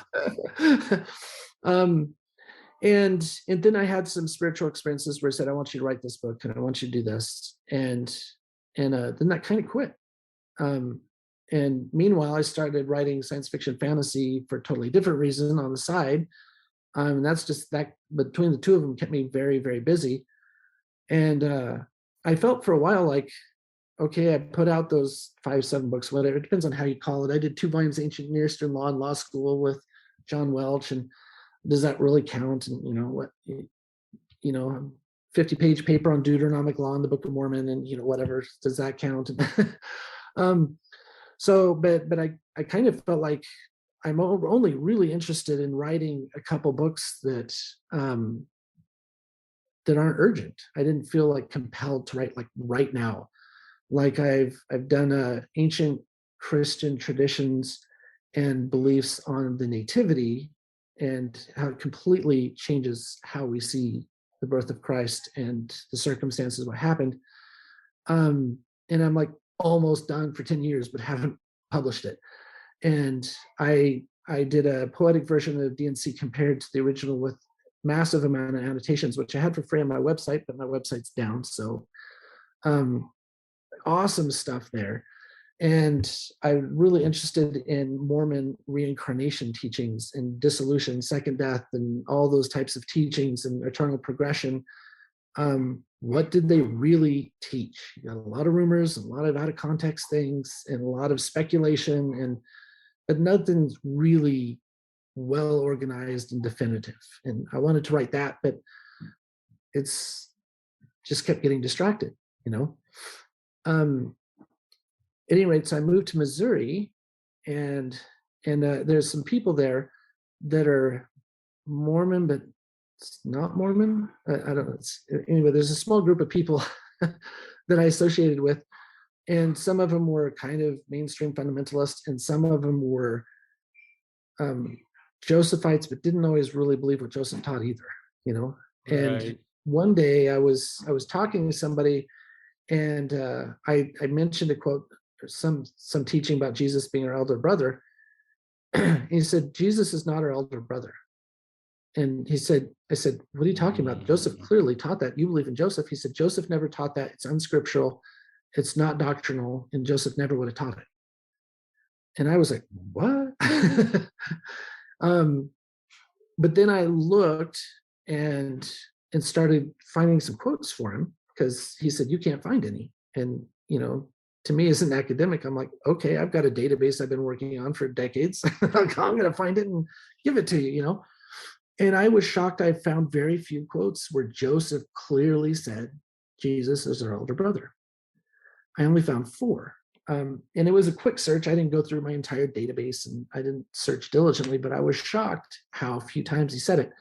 The definitive one I found was in a King Follett recording of the King Follett discourse by this man's great-great-great-great-grandpa that wasn't published in Words of Joseph Smith, but was in the CD-ROM version. So, and it was awesome. It taught other new doctrines too. It's like, just stuff like this. It's, it's like, wow, I haven't found all this stuff in one quote. It's pretty awesome. But anyway, the reason I mentioned that in context of your question of what got me into writing is I started saying, I don't know the teachings of Joseph as well as I thought I did. What I know is the whole housing of Mormon fundamentalism, but who taught which part of it, it didn't matter to me, because I was looking for truth, not this is what Joseph taught, this is what Brigham taught. Right. So that put me on a trek to write 5 volumes of Joseph Smith teachings that are not in the teachings of the prophet Joseph Smith. And so that's what I've been working on now. So how long have you been working on that now? I don't know. So are you familiar with the book Remembering Joseph? I am David not. McConkie. I highly recommend it to anybody. McConkie says openly, just in spirit of his uncle or grandpa or dad or whoever he is, Bruce R. McConkie, well, this is obviously an incorrect teaching because it goes against what the modern prophets teach. So Joseph didn't teach this. Don't include that in your book. But other than some of that, it is a fabulous resource. The book is pretty thick, but the CD-ROM version, I'm guessing, I don't know, I would guess it'd be 900 pages if it was published. And it's just people telling their experience knowing Joseph Smith and what he taught. Well, I think this was about 2 years ago. And I said, this was this huge spiritual experience for me reading this CD-ROM. I mean, it took forever. Right. And I'd marked up the book already. And then I decided I'm going to use the CD-ROM to create some other resources, database and stuff like this. And as I did, I was like, there are tons of teachings where Joseph's teaching stuff that aren't on the TPJS. They're not in WJS either. Why has nobody published this?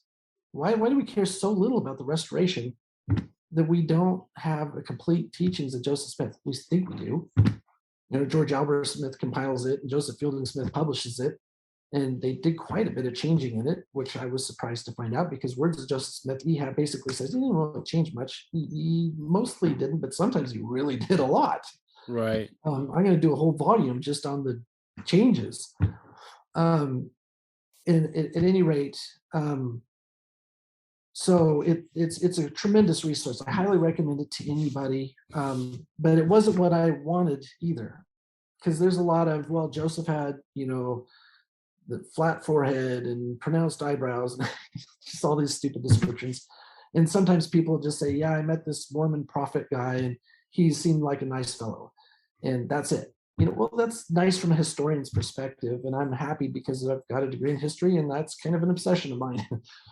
But at the same time, I want to know what he taught. At the end of the day, what he did day to day is inspiring, but what he taught and those principles, that's the whole reason we're here. I want to know everything there is to know about the gospel. Right. And if he was spouting off someday and said something stupid and somebody wrote it down wrong, fine. But I want to know what he said. It was going on in his head and he said it just off the cuff, fine. But it tells me where his mind was. And that, you would have only thought that if you believed this. I'm that kind of a guy. So I wanted to have all of it one resource. I thought this isn't going to take me that long to go through and just kind of cut and paste, Oh my gosh. It's taken me probably 200 hours just to put citations into the footnotes and format and trim the story that's 3 pages long down to the 2 paragraphs where I actually taught something and modernized spelling or whatever, that sort of stuff. And I'm only a third of the way through. How many volumes do you figure this bad boy's going to be? So I think that volume, and this is just like journals and reminiscences. I'm not talking about Times and Seasons, Joseph Smith papers, Council of 50, Kirtland Council minutes. I'm thinking just that one is 400 to 600 pages when I'm done. Cool. I don't know, and it's not like those are unpublished. They've been in higher madrasas. They knew the prophet, Joseph Smith the seer, Remembering Joseph. Some of them are only in Remembering Joseph CD-ROM. But for the most part, those are not like available as teachings, right?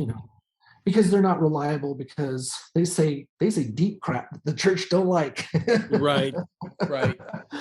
And so anyway, I started writing this book. I should say I started compiling this book, and just putting tags in. Here's Zion's camp, cholera, complaining, gratitude, tags, of what's going on here. Besides an index, so that you can kind of get a flavor of what's going to be there, in that section, and kind of have a more modern, something of a searchable database that I can use for my index, so that it's not just by trigger words that maybe don't show up. It might not say Zion's camp, it might say on the way to Zion, but I know from context it was a camp. Or it might say while we were en route, we got cholera because men were griping and complaining. But it doesn't say Zion's camp, so Zion's camp won't show up there on the data, on the index. So tags to do all this stuff. It's just taking an enormous amount of time. And I get to this section about the Transfiguration of Brigham Young, and I haven't finished compiling all of that. What's in the book is awesome. I was so inspired, but what's in the CD-ROM is like way more. But I think that's looking like just the accounts themselves in a 6x9 format is something like 60 pages. Holy cow. Just on the Transfiguration, I think last I checked, it was something like that. I've been spending so much time on this ended up being a separate book, because I'm like, the Transfigure of Brigham Young isn't really the teachings of Joseph, right? But Brigham's talking all about the last charge, which was Joseph's teaching that led to that event, although I don't think it's really been academically studied from that perspective. So I'm like, I'm just going to write a separate book on this. Well, so that's what I'm working on now. But I think that's an important one, right? Because that, if that's not grounded in reality, if that's not true, if we can't go back and look at it, then that leaves a whole lot of room for other things to come in, right? Whether that be the Strangites, whether that be, and this isn't a slam on the Strangites, I'm just saying, that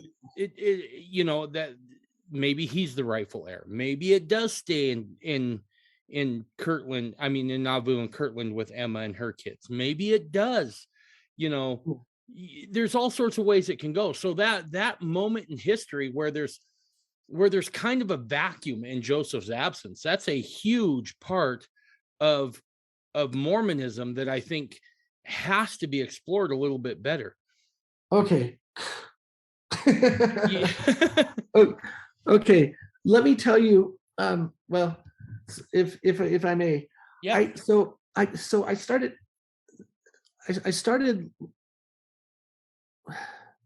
okay, well, I came to a couple realizations as I was researching this, and I can't give it to you right now. It'll be in the book. But I read a quote of Brigham Young, and he basically says, "You all heard Joseph's last charge when he said, blah. This is in front of, there were 5,000 saints in the morning.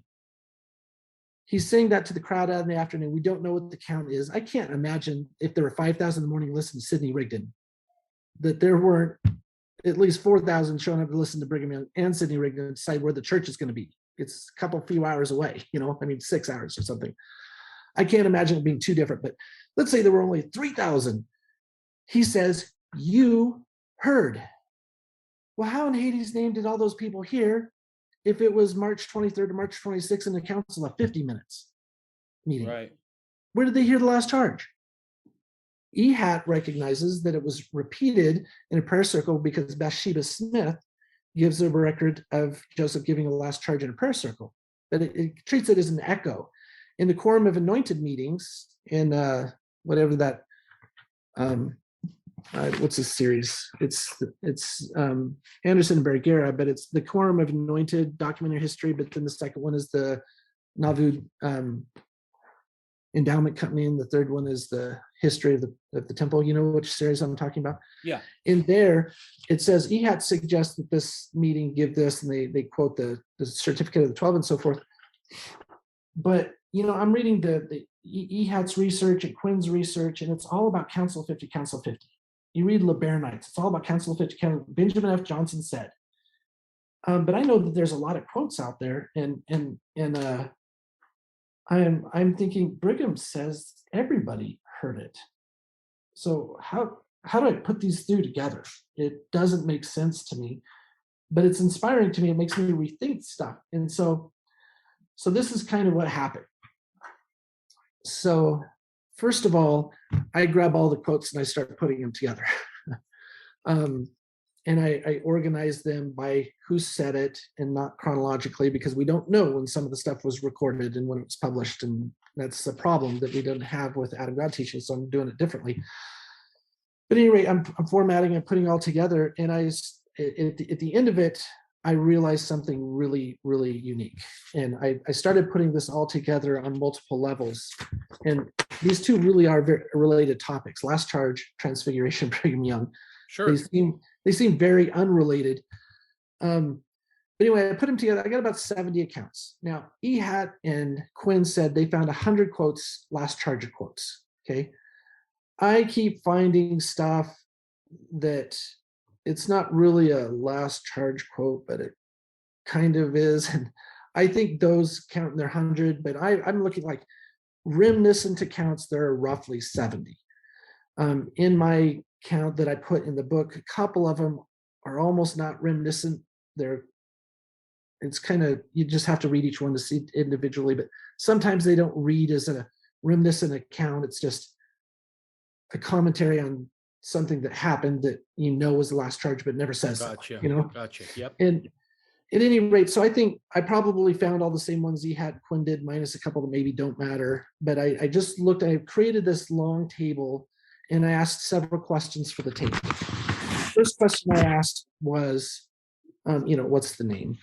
But when was this account given? Because I want to compare. The 50-year reminiscent account is not the same as something that happened 3 months after. It's just, right. I don't care how good your memory is. It's just not that awesome. And then I asked the little Baronite question. Who was given authority, the 12 or the 12 and somebody else or somebody else? You know what I'm talking about? Sure, yep. Okay, maybe for some of your listeners, LeBaronites basically say Benjamin F. Johnson was a member of the Council of 50. His very first meeting was the last charge, and he basically says Joseph gave the power to lead the church to the 12 in connection with the 50, and they weren't supposed to do it alone, and 12 are wicked. I'm being flippant, but that's kind of the idea of it. And the next question I asked is, where was the last charge given? And this is a no-brainer that no academics are really asking, but this is an important issue, and I'll explain why in a minute. And then, what were the keys Joseph gave? Were the keys to the kingdom or the keys to the church, or both? And today in the modern church, that's the same thing. Right. But in Joseph's day, it was not the same thing. It was absolutely a separate thing. It was 100% different. Yes. And then the third question was, does it mention the fullness of the priesthood or second anointings, the account? And the last one, which has been completely mocked by some scholars, is were women present? And, I'm finding in footnotes, like in the Quorum of Anointed, there's kind of a footnote says, we don't know for sure this was a Quorum of Anointing meeting. It might have been a Council of 50 meeting, but EHAT thinks it might not have been. So we're going to put it here because it makes our book thicker. I'm kind of exaggerating, but that's kind of how it reads to me. There's no discussion or explanation or, why is this really here? Or what's the argument this should be here? I agree that it should be there, by the way. But it's not there. In the Council of 50 Minutes, there is no discussion there's no mention of a March 23rd or March 26th meeting with the last charge. It's not there. The March 23rd didn't happen. That's the date that Orson Pratt offers. And the March 26th account, which is probably when it happened, says nothing about it. And EHAT's got some fabulous speculations as to why that's the case. But why is it not there? Well, you get a couple footnotes, but that's about it. So of those 70 accounts, I looked at each of those issues, and I haven't, frankly, since I compiled that, made sure my notes were absolutely perfect, compare them with the original quotes. So I could be a bit off in the numbers, but I think there are only 3 accounts that clearly say Council of 50, and the only person to say the authority to give was Joseph gave the authority to the 12 in connection with the 50 was Benjamin F. Johnson. That's it. He's the only one. Now, that's a 50-year reminiscent account. But on the other hand, I've got 35 accounts that mention fullness of the priesthood, 7 more that suggest fullness of the priesthood, and well over, I think, 50 accounts that say the 12 were given all the authority and power, and about 12 accounts that say the 12 were given the power in connection with another quorum. Which other quorum? Not clear. One says high priest, one says a council, and probably that sounds like Council 50, but it doesn't say. And some say the holy priesthood, men in connection with the holy priesthood, and other vague statements. Like, who? Men, Right. important people, not all the general authorities of the church. These are some of the buzzwords that are used, but it's saying it's not just the 12. So there is some substance maybe to what Benjamin F. Johnson said, but when you've got 70 accounts, 50 of them say the 12, 12 of them say the 12 and somebody else, and only ones that say 12 with 50 are one person 50 or reminiscent. It's not very compelling. Right. From a historical evidentiary perspective, that's not compelling. And so I was like, oh, that's interesting. So then I start adding some of these other things because I'm reading through the original sources and asking more questions now, because I thought people have a lot of feelings about D. Michael Quinn, but he was a good scholar, and he messed up on some of his stuff. Don't we all? But he's a really nice guy. I felt really honored when I made his Christmas list. He sent me a Christmas card. he was going to quote my book Apostles on Trial extensively and asked my permission. I'm like, of course, thanks for the formality, but that's an honor. So yeah. And then he died before he published that book, which I'm really upset about, because I was going to write the same book and stopped because he was writing it. I thought he'll do a better job. Right. Anyway, so anyway, he studied this and he had studied this, and I thought, I'm sure they've been down these rabbit holes. But I know what it's like. Sometimes you have this perspective of something and you just don't see past it. So I started reviewing some of these things, and there are scholars out there who mock the idea that Joseph gave the last charge in front of the Nauvoo Legion. There are 3 accounts that say Joseph gave the last charge to the Nauvoo Legion. They say, oh, morons. It was the Council of 50. They don't know the difference between the Legion and the Council of 50. And these people were confused, and because EHAT and Quinn said it's Council 50 meeting, and that's the truth. That's what it is, But I'm like, we've got 3 accounts. One of these accounts, the guy says Joseph stood at the frame in the mansion house. So he's in the doorway. He remembers watching him in the doorway. That's the kind Which of lends speaking to a large crowd, right? I mean, right. Well, and besides that, as a historian, that's the kind of detail when somebody remembers that, that's not them bravadoing, right? I mean, we've got John Lee saying he's at the Transfiguration of Brigham Young. He was on a mission and didn't get back till the 20th. That happened on the 8th. He probably was just saying that to make people like, I knew I was back in the day when Brigham was transfigured, and man, that was cool. And I don't know what he's thinking, but he wasn't there, you know. right. But when you start making distance, he says he's in the frame of the mansion house. I was standing in the front in the street, leaning on the picket fence with my brother. And the Nauvoo Legion cut this call and response with Joseph about would they die for each other or not. And then Joseph gives the last charge. That's not the kind of detail people make up. Typically speaking, as a historian, that's a dang good red flag, good quote. But oh, they're stupid because they can't remember the Nauvoo Legion from the Council of 50. I mean, these people are carrying around bayonets and guns in the street. The guy remembers, right? Right. Okay. And then they're like, well, this woman said that she heard the last charge, but she couldn't have because it was a Council of 50 meeting. She must remember because her brother was in the Council of 50 and blah, blah, blah. Well, guess what? We have 8 separate women saying they physically heard with their own ears the last charge. One of them was Bathsheba Smith. Okay, so if we go to the prayer circles in the Quorum of Anointed meetings, and we check up all the times that Bathsheba Smith shows up at prayer circle meetings when they could have given the last charge, it sounds like maybe that was the last charge date. 2, she only shows up in 3 meetings. One of them is for her second anointing. That's just not a good venue for second last charge. And the other is William Law's excommunication, getting kicked out of the quorum, basically. It's not maybe excommunication, it's kicked out of the Quorum of Anointed. And the third one sounds like maybe that was the last charge meeting. That was December 23rd, 1843. Well, that's an early date for prayer circle we're not expecting. Ehat speculates the 17th because of Orson Hyde's comments, but she's not there. So you say, okay, well, it was given to the Quorum Anointed, so that's why some of the women showed up, but the other ones must have been mistaken. Well, guess what? There were 7 other women testified they were physically present, and they weren't in the Quorum of Anointed when Joseph was alive. Wow. So they had to hear it in a public meeting. So now we have Wilford Woodruff starting mostly later in his life, but starting, early on, he starts testifying about the last charge, but especially at the end of his life, he says, Joseph gave this discourse many times. And further, he gave it to the relief societies, plural, not just one meeting, but multiple times. There's a woman, I can't remember her first name, but her last name was Morgan or Mon or something like that. And she said, and from then on, that was Joseph's beat. He was preaching the last charge. She says like it was a topic he just talked about a lot.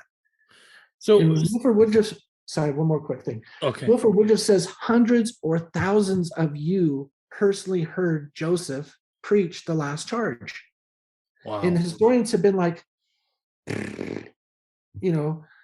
Wilford Woodruff's bravado. This is, reminiscent account because he's biased in favor of the 12 and he doesn't remember right and all this sort of stuff. But I have at least 11 separate venues documented. And there are several more that say he said it oft repeated, many occasions, numerous times that Joseph gave this discourse. There's at least one when a child, Joseph Smith III, was present for the talk. We've got at least 7 women who heard it, who weren't in the Quorum of Anointed. So that had to be a general conference meeting. People say it was at a Bowery. It was at the stand east of the temple. And we've got one person saying he was on the way to Carthage jail. And you've got another who says he was preparing, he went and fetched water for Joseph to get water for the endowments. And he said, I want you to be my witness. I'm giving endowments to the 12 this day. And that was the day Wilford Woodruff says he gave the last charge to the 12 was when he gave them their endowments. Now that's got its own little issue going on there. But I've got at least 11 different accounts. We know women were present. We know a child was present. And we've got people testifying it happened over and over and over again. So all of this scholarship saying it happened at one Council of 50 event is rubbish. There's no way this was a one-time event. And that changes the entire history of the Transfiguration of Brigham Young. Well, yeah, and that's where I was going. let's talk about the ramifications of this, right? If what you're saying and what you're finding is fact, what does that mean? What does that mean for us as Mormons as a whole? Right. So this is where this is where even a good memory can get screwed up. So I read Ehat's thesis probably in like 2002 or 3. I don't remember. And by the way, just lest I'm misconstrued, I'm dedicating my book to Andrew Ehat. I think he's an undervalued scholar, and he's done a monumental service to Mormonism. I really admire and appreciate him. But I read his thesis early on. What I remember as I was studying Mormon fundamentalism was this. Ehat, and this is not accurate, there's a twist on this, but this is what my memory was telling me. Ehat says, isn't it remarkable that Brigham Young's argument as the successor of Joseph Smith says, hey, guess what?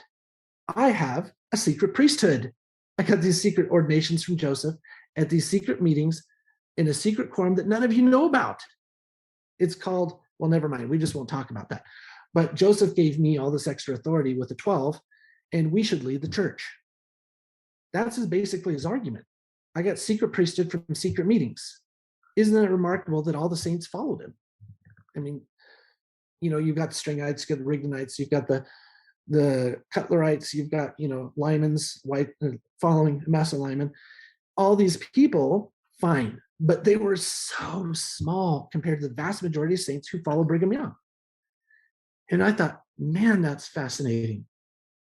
That the whole foundation of the Western Church is based on these secret meetings and the secret priesthood, the second anointings, right? That's what Brigham Young's talking about, his fullness of the priesthood. So that's stuck in my head for a couple decades. And I ruminated over it. I just thought, that's fascinating, and for all the airtime, how evil, wicked secret meetings are in the mainstream church today, that's what was going down. The quorum of anointed was not recognized by the people as a quorum because it was not in the scriptures. It was not in a revelation. It was not publicly acknowledged. And frankly, most people just didn't know about it. And the same was pretty much true of the Council of 50. There's no, thus saith the Lord, organize you a quorum of high priests, and they shall form a high council, and they'll judge people. And there's all this revelation telling us about the high council. You want to read about elders? Here's the elders quorum. Shall have this many 96 members, and then there'll be, and same thing with deacons, and all the way down to priests, and all these lesser important things have revelation. But the whole foundation of the church is based on a quorum that's not acknowledged when Joseph dies in any way, shape, or form. So that's an amazing observation. Now, that's not what Ehat said. When I went back to find the quote, because I was dedicating the book to him and trying to say, this is what inspired the book. What he actually said is, Rigdon was told that, he didn't have the fullness of the priesthood, and he should know better than to try and ordain people to something he doesn't have. But at the end of the day, Ehat says, the quorum of anointed was never intended to be a leadership quorum that was guiding the church. It was Joseph's hope that everybody would receive their second anointings and blah, blah, blah. Totally on board with what he said. But that's not what happened. Brigham Young said, the 12 should lead the church, not because the Doctrine and Covenant says so. It doesn't. Not because that's our job. Doctrine and Covenant says it's not their job. Not because we were ordained in 1835 and, we're given, did I get that date wrong? Anyway, it's a quorum of 12. But because we received a fullness of priesthood in these secret meetings that you guys don't know about. That's why we're running the church now. And Joseph said so in the last charge that he gave it a secret meeting called the Council of 50, right? That's kind of what it boils down to. And so I'm reading Ehat's thesis, and the irony of all this is just blowing my mind. I've got my father-in-law saying, Drew, you can't have this 1886 meeting where there's these secret ordinations that might have been given, or this priesthood injunction that wasn't given to the church. And if it was revelation, it wasn't sanctioned by the church, and, all this sort of stuff. And so this really sticks out in my mind, that the whole church is founded upon this. Now, how does what I've been studying change that? Well, here's how it changes it. And just quickly summarizing again,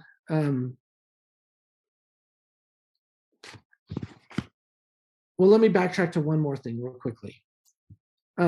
Orson Pratt presents a draft certificate of the 12 apostles, which really there are only 9 that were present, saying, we were at this last charge meeting in the Council of 50, where Joseph anointed us and gave us authority to lead the church, basically, and the kingdom. He presents this certificate, which is now available on josephsmithpapers.org. I think it's on, might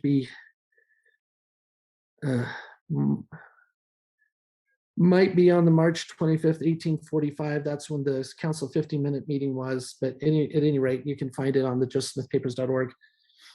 He presents this draft certificate with their testimony about the last charge. When he presents it to the Council of 50, 3 objections are made. First of all, Brigham Young said, Joseph never anointed us in that meeting. And I don't care what people think, if they understand where we got our authority or not. So that's Brigham's objection.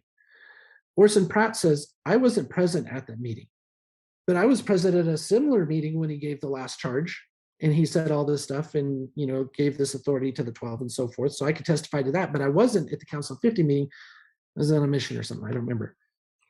So that's significant, because now that's a different venue that he's referring to. And then Lucian Woodworth, which frankly is not like this massive pillar of Mormondom that everybody knows, like Heber C. Kimball or Jedediah Grant or somebody like that, but he's in the Council of 50. He's also in the Quorum of Anointed. And Lucian Woodworth says, I don't think it's appropriate for you to be talking about this stuff, Orson Hyde, in the Council of 50 meetings. That information belongs in a different quorum. It's not appropriate for you to talk about it here. And it's talking about second anointings. Yeah. It's talking about fullness of priesthood. He's clearly referring to Quorum of Anointed. But he's saying, Orson Hyde, you made a mistake. That meeting was not a Council of 50 meeting. That's what all 3 of those brethren are saying.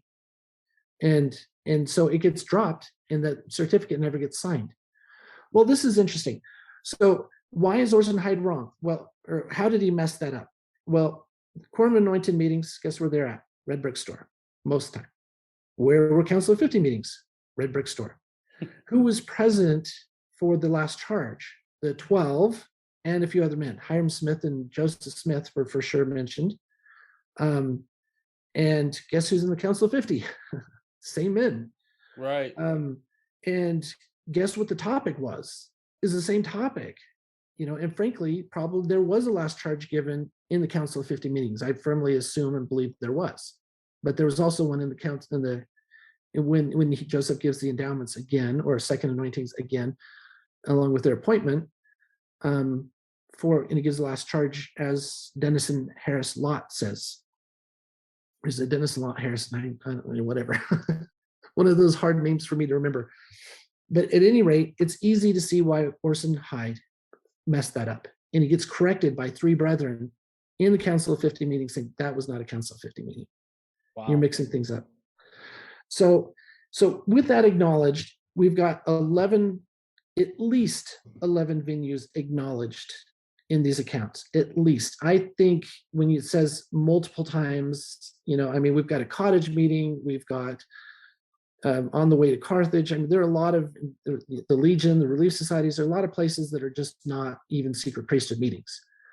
But so in that, with that perspective, at least 11, we've got at least 8 women testifying that they were there, and we've got more that are brought up as saying it was in this general conference. It was like outside, and I heard him talk outdoors by the Bowery or something. When you look at all this, I think we need to consider Wilford Woodruff's testimony really carefully. The hundreds or thousands heard that testimony. And when you look at Brigham Young's rhetoric to people, he doesn't have to explain all the details.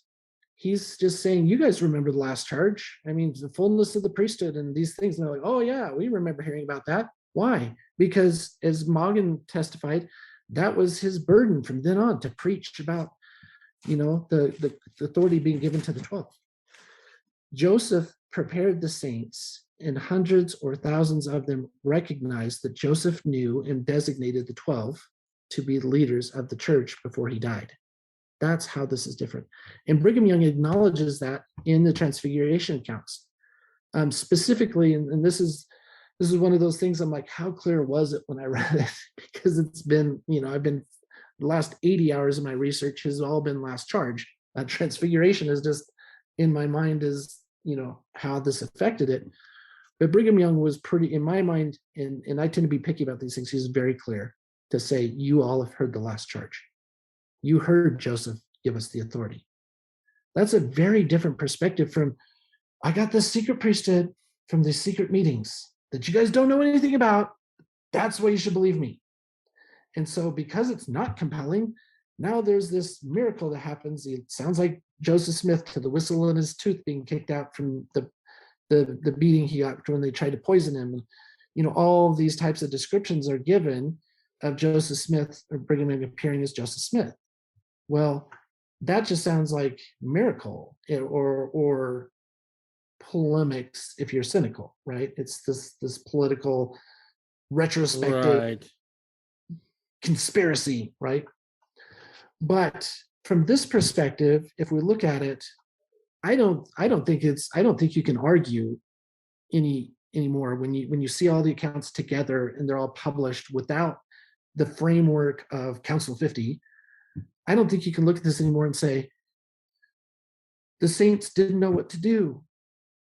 I think Wilford Woodruff was fond of saying, we didn't understand what Joseph was saying. We thought he was going to take a break for a while.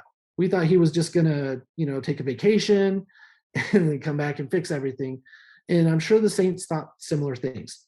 Some of them thought Joseph can never die. He even said in one of his last discourses, some people thought I could never die. And there was a time in my life when my promises weren't fulfilled. That was true, but it is no longer true. I'm an any man, I'm subject to death. He prophesied of his martyrdom. I think I probably got 40 accounts of it. It wasn't like he thought about it and said it to two people. He talked about it many times. In fact, frankly, I think a lot of those times were probably last charge accounts if we review the record and read, if we want to start piecing things together. But at the end of the day, you can't say it was a Council of 50 minute only. I think it did happen there. It also happened in the Quorum of Anointed multiple times. I think it happened in the Relief Society multiple times. Happened with the Nauvoo Legion.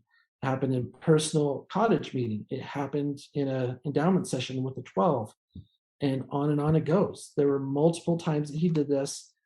And so when Brigham Young stands up and says, the 12 are supposed to lead the church, it's not a surprise. People are like, oh, yeah. Just like Brigham Young. He said, first, did Joseph take the keys of the kingdom? No, he gave us all the authority that could be had. His grief overtook him for a minute. And he's like, duh, I remember now. And so the saints just needed reminded. Now, there's an objection to this type of approach. And I think this is why part of this has been missed. Frankly, I kind of wonder. I'm like, you've got 8 women testifying they were there. Why do you blow this off? You've got 3 people testifying Nauvoo Legion heard this. Why do we blow that off? It's just, we love Ehud and Quinn, and they're awesome, and we trust them, and that's great. I do too, but everybody makes mistakes. So I just think it's been carelessness that we haven't seen this before. But at the end of the day, the saints were reminded, not taught about the last charge. That's the big difference. That's the huge difference. Now, I want to point out one more thing. I see this in modern scholarship a lot, and it really annoys me. People are like, well, how come at first they only gave this much of an account, and then later it's double the size, and later it's just triple the details? They're making it up, I've seen that a lot with Lawrence C. Woolley stuff. There's a lot of critique for him. But first of all, look at this. The Gospel of Mark is long esteemed by all good scholars, minus a couple Catholics. The Book of Mark was written first. Guess which book of the Gospels is the shortest? Mark. And guess what? He ended the story too early, and it made people upset. And so people added the last couple chapters to it. That's not Mark who wrote that. So it was even shorter. Guess which book of the 3 synoptic Gospels is the longest? Luke. Guess which one was written last? Luke. This is common. It happened with the first vision. It happens with accounts of the restoration of the priesthood. This has happened lots of times, and scholars are constantly saying, ooh, I see conspiracy here. They're making stuff up, and then they just keep adding crap as time goes on. Historians, good historians, know better than to fall into this trap. And I'll give you a really easy example. If the year is 2020, and I say, that mean-haired man, that mean orange-haired guy made a mean tweet today, and I tell you that, you don't say, gosh, is that Barack Obama? No, it's Biden. Who's mean orange-haired guy? Right. I don't have to tell you. It's so obvious. And if I say that orange-haired guy made a mean tweet this morning, I don't need to explain to you that's Twitter. I don't need to explain to you social media. I don't need to explain to you internet. I don't need to explain to you wokeism. I don't need to explain to you that he was a controversial figure because he didn't like the radical left. I don't need to explain to you about the socialist and communist movement among the Democrats. You know all that stuff. I just say the orange-haired dude made a mean tweet, and you're like, oh, what do you say? That's all you ask. Right. But if I give you the same statement in 2050, there are a lot of questions. What the heck are you talking about? Who's the orange-haired guy? Well, he's the president. Which one? Donald Trump. Oh, yeah, I remember him having orange hair. And why do people think he was mean? Well, there was this thing called wokeism going on. And you have to explain more stuff as time goes on because people don't know what it was. Right. That's normal. And in history, you don't say this is conspiracy because now he's explaining who Donald Trump is. He didn't say it before it was Donald Trump, but now he's trying to make us think that's who it was. He just, who it was. And this type of thing, you should still have a skeptical eye as a historian. I'm not denying that, but neither do you assume conspiracy because there are more details later, because guess what? People ask questions and they say, hey, you were at the last church, right? Well, what else happened, Grandpa? You were there, but what else did he say? Well, let me think.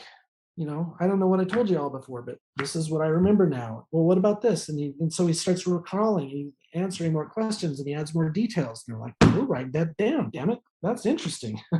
Yeah. Yeah. And going back to what you were saying about as time goes on, maybe you get some more details. The other thing to remember is that sometimes when you're that close to an event, you tend to just write down the things that you find pertinent in that moment.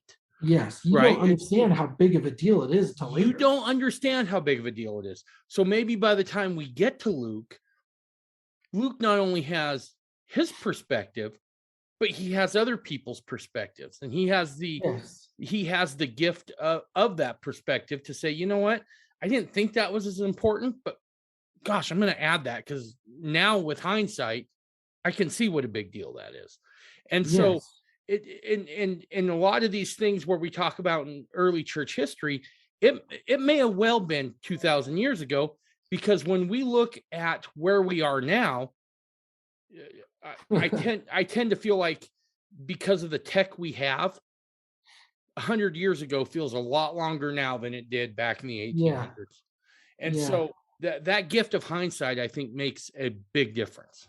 It does. And frankly, Luke copied Mark word for word in places. Luke copied Matthew word for word in different places, and so he's with some stuff, he's like, that's just spot on. And he didn't do that for their whole accounts. He's like, no. This is what happened. And he has some contrary details because he remembers it differently. Well, it doesn't mean they're making it up. He saw it from a different angle. Right. In the Transfiguration accounts, one of the women says, she was sitting down breastfeeding, so she couldn't see what happened. And she said, is that Joseph's voice? And her husband's like, yeah, but it's Brigham talking. And one of the boys, he can't see. He's too short. He's like looking through the crowd, and he's like, Dad, is Joseph resurrected? And his dad's like, no, it's Brigham, but he looks like Joseph. And and so everybody's got their different perspective of what happened and what's going on. Other people are like, I didn't see anything. Well, it was a crowded room. Were you in the back? there are lots of different reasons why somebody might not have had the same experience. That's just, it doesn't have to be conspiracy. I think it's super helpful to have a healthy skepticism of details. So that exists. But I think you got to be careful why you're skeptic. And it's easy for non-trained historians to write about crap and get things wrong because they don't know how common that sort of thing is in history. Yeah, and how you explained it is exactly why history is so important. I've been on this kick for a long time with American history, just how important it is we get the history right. Yeah. And I think the same thing is happening within the church right now. If we don't get the history right, where America is now in terms of its political stripes, that's where the church will soon to be. And I say the church, I mean the LDS church, but also I mean fundamentalists, right? If we don't get the history right, we will be in the same sort of bad situation we find the country. Yeah. And so what, and it has huge implications, Drew, when you start talking about validating what Brigham Young said, when you start talking about the multiple accounts of the last charge, well, that puts squarely upon the Westward Church, that branch of Mormonism, a very, very undeniable and verifiable stamp and seal of approval from Joseph the prophet. Yes. And I say that from a perspective of thinking as a fundamentalist, that the LDS church suffers a certain degree of apostasy. Yeah. And at the same time, and this is a different branch from what we were just saying, at the same time, you look at Benjamin F. Johnson's statement that, well, he gave the 12 authority in connection with the Council of 50. Well, there's a lot of circumstantial evidence that we can use to push that, to substantiate that. But I've got 12 other accounts that are vague about what quorum it was. One specifically says high priests. One says men of the holy priesthood. I think a lot more scholarship needs to be looked into to see what are those quorums. And frankly, with 35 accounts mentioning the fullness of the priesthood and another 7 suggesting that all the keys to Joseph had, or something like that, that's in context sounds like the fullness of the priesthood, because that's what all the other accounts say. And besides, that's what he was preaching from the stand. He's trying to get the temple built. When you look at all of that, is he really saying, in conjunction with this council of Quorum of Anointed, which 75% of the people who are in the, shoot, I'm going to get this backwards. I don't remember. 75% of the Quorum of Anointed was in this Council of 50, or vice versa. I think it was Quorum of Anointed were in Council of 50 of the men. That's a lot of crossover. Yeah. And it makes more sense from a teaching of what the fullness of the priesthood perspective is, that they hold all keys and are able to fill any position in any situation. It makes sense that's what he was talking about. Now, he could have been referring to other quorums, and it's possible Joseph was in different quorums saying, I want the 12 in connection with this high council, which that's not one of the examples. I'm just making that up. I want the 12 in connection with this council, the high council, to lead the church. And then another venue says, I want the 12 in connection with this quorum of elders to lead the church. And later he says, I want the 12 in connection with the Council of 50 to lead the church. And I want the 12 in connection with a quorum of anointed to lead the kingdom and the church. That very well could be like trying to say, I didn't establish all these quorums to throw them away. Right. I want you to work with all of them. Now, I'm not saying that's what he meant. I'm saying that's a possibility of what he meant. And if we look at this evidence holistically, and we don't have to discard all of Ehat and Quint's research. I'm frankly super grateful for all that they've done for this research, but I think we need to expand upon it. And frankly, to honor what they've done, we need to build on it, not just regurgitate it. But I think at this point, with all this information, we now have a duty to stop and say, what quorum did Joseph mean? And did he mean that he really wanted them to have keys and authority to lead everybody in fight and between the quorums as to what's the right thing and bicker about it? Or was he just saying, I want this, what I've created, to stay all together and not to be discarded? If that's the case, then we say, well, where's our Council of 50 today? Dang it. Right. You know, and where's our quorum of anointed today? Okay, great, we go to the temple. Right, we're endowed. Great, we go to somebody's house to get endowed, or whatever your situation may be as a fundamentalist. But where's our quorum? And if Joseph's saying, I don't want these things broken up, that shows to our own level of disorganization. So when you were asking earlier, what's the implication of this? I think it's huge. I think it's bigger than just saying, well, the saints were right to follow Brigham, which I personally think is pretty evident from the record, from the last charge record. I think it's bigger than that. I think it's Joseph saying, look at the foundation I've created. You need to build upon this and don't disband it. Don't throw it away. Keep it together and keep, this is my life's work. Don't lose it. Everybody's, the law of entropy, right? Everybody moves towards apostasy as an organization. That's just what happens. Don't let this happen. Hold it together. You've got 12 men now, not just one. You got 12 holding things up together. And if they kill you off, Joseph said multiple times in the last charge, ordain somebody else to fill your spot. You've got the power. They'll never be able to take this power from the earth. So here's the statement of Joseph Smith prophesying the fullness of the priesthood will never be taken from those. Multiple times he says this. I've got other accounts of him saying the priesthood of Melchizedek will never be taken from the earth. Another account saying the priesthood of Aaronic priesthood will never be taken from the earth. Those are significant statements, all in the last charge context. And all by themselves basically say, okay, these break-off groups who say we only have high priests, or these break-off groups who say we only have, the elders is the highest priesthood that's left, they're off. The fullness of the priesthood is out there. Can you find it? It's not going to be taken from the earth. Where is it?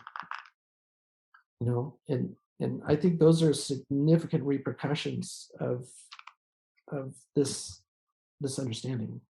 Absolutely. And I can't help but feel that in some way, all of Mormondom in some respects are, I think, trying to get back to that. Right. Yeah. And sometimes it feels like we're stumbling in the dark trying to figure it all out. And I think that's why research like this is so important, because sometimes, well, let me say this first. As human beings, we have this natural tendency to look for the newest, brightest, shiniest thing to fix what's going on. Yeah. Oftentimes, though, we got to look back. We got to say what was intended, what was our starting point, where are we at now, how do we course correct to get back there? Yeah. And that's sometimes what I feel like we miss when we read history. Yeah. Sometimes we read history because it's interesting and it is fascinating. However, I think sometimes we need to read it with the eye of like a map. Where were we when it started? What was the destination and where are we now? Oh crap, we're off bearing. How do we get back on? Yeah. And I think history provides those answers. Yeah, that's exactly what I was trying to do with that understanding out of God teachings, is to say, what did the brethren teach? And at the point I'm like, I don't know who Augenkraut is. I don't know who Joseph Musser is. I don't know who Cully Christensen is. I don't care. I don't know who Brigham is. I know who Heber C. Kimball is. I know who Jedediah M. Grant is. What did they say? What did Joseph say about it? And I mean, there's all sorts of topics all by themselves there, but that's what I found was, from what I learned from that experience, what I continue to do when I do research today is the same exact thing. I thought there are only going to be 10 quotes that say this, and I'm going to have to compare to these other sections of the book in these other remote places to help people understand what he meant from context, because people don't teach those things anymore, But what I found was, when I put all the quotes together, it was pretty clear. I didn't have much to say. So I just left my analysis to be these tiny little paragraphs at the end of a long chapter. And I find the same thing with this. If you read all of the last church accounts, forget what Quinn wrote, forget what Ehat wrote, forget what Bradshaw wrote or whoever, just read the original accounts all together. And are you still convinced that this is a one-time event? If you do, you're dumb. There's no way that was a one-time event. And then you just say, well, what does that change for me? What does that mean? What are the repercussions? It's the same question you were asking earlier. And I fully expect and I hope that when people read all of them, they'll come with some, observation I totally missed. In 5 years from now, somebody's going to say, Joe, I'm taking you to lunch. What's your problem? You totally missed this detail. And I'll go, oh, I got to do a second edition. That's awesome. I totally hope that happens. And I wrote in my introduction to this book, I'm like, I'm abandoning all the erudite academic conventions that I've been pretty diligent with in previous books. And that's not totally true, but this is me inviting conversation. This is me inviting, let's talk about this. It's open discourse about these things. This is not me, let me prove my point. This is me saying, let's go back to the original quotes, like you're saying, and see what we messed up. And okay, so what? So women were there. What does that mean? Well, it wasn't a priesthood thing. Okay, that's a starter. What does it mean the kids were there? It means he wasn't shy about talking about this in public. What does it mean that he gave it on at least 11 occasions? It means he wanted everybody to know. This was not a secret. Right. This was not part of the secret quorum, the secret ordinations and all this. This was a Joseph saying, okay, I'm in the middle of doing all this. I'm getting death threats. I want everybody to know this is what I've been doing, and follow the 12. They'll teach you whatever you need to know. That's what it was. And more. I don't even know what more is, and then, I'm putting that in context. The Transfiguration of Brigham Young suffers similar problems, although it's maybe less interesting academically. It's inspiring to read all the different accounts. It really, that's to me, the gospel is about miracles. To me, the gospel is about awesome things that happen. And if somebody's poo-pooing a miracle, I'm so sorry for them that they haven't seen him. I've had way too many spiritual experiences to blow off anything. There are accounts of Joseph Smith rising from the ground while he's talking. I haven't seen that happen, but guess what? I have seen enough stuff. I don't doubt it. I mean, I don't know it's true. I'm not saying I got a testimony of it, but I'm like, possible to me. Why not? I've thought, well, ever since I joined the LDS Church and started studying Mormonism in depth, the one thing that's always come back to me is that if we're not having those experiences, whatever they are, right? You and I talked about a couple that we had. If we're not having those, we are not sampling some of the best and sweetest fruit that the gospel has to offer. Yes. Amen. And if you really read Joseph Smith, and until I'm proven wrong, I will go to my grave singing this song. You get the feel out of everything Joseph says when he's talking to people is, I had my experience with God. And guess what? You can have one too. You should have one. Yes. And so if we're not striving for that level of revelation, that level of miracle, we're really selling ourselves short as Mormons. Absolutely. I love that you said that. And I when I was on my mission, I read Nephi's account of the tree of life. And I just completely fell in love with that idea. He says, the angel comes, he says, what do you want to see? And he says, I want to know what my father saw. Well, do you believe your father saw it? Well, that's kind of a dumb question. What the heck am I doing? Summoning you out of heaven, asking you questions. Of course, that's what I want to see, But it really stuck with me. And then when he talks to Laman and Lemuel, he doesn't say, you guys are lame because you never pray. They said the Lord chose no such things unto us. I mean, these were sons of the prophet. They weren't saying we don't know how to say family prayer. We don't know how to say grace over meal. They're saying we don't get revelation like that. And Nephi's response is to say, that's because you're wicked and you're hard in your heart, and you need to repent. He doesn't say, well, I'm going to be the new prophet, and so you need to follow me. You need to hang your laurels on me because I will receive revelation for you. Never you dare worry. He's saying you're wicked because you are not having the heavens opened. And Joseph Smith, when he says God will not show, hasn't shown anything to me or Brother Brigham that he won't show unto you, he's saying that at a time of his life, he's had some pretty massive experiences. I mean, forget the first vision alone. I mean, he's had some pretty massive experiences on every level. And then there's the Moroni 7 thing that says, if you're not experiencing these miracles, woe unto you. But the thing that I loved about Joseph, and that I don't see in modern Mormonism, even in fundamentalism a lot of time, is Joseph was saying, I get these experiences because I want them. And guess what? God loves you just as much as he does me, and he'll give you the same experiences. And if you don't believe that, he'll give them to Brigham too, the same ones as Brigham. This is for you. This isn't for us to say, wow, Joseph is awesome, and I sure wish I was like him. He's saying, you can be like me. I'm not this unsurmountable goal. I'm not this ethereal, heroic, mythical man. I am a normal man, just like you. Brigham Young, one of my favorite quotes is Brigham Young. He said, I feel like rejoicing and singing hallelujah every time I think of the prophet Joseph, that I knew him.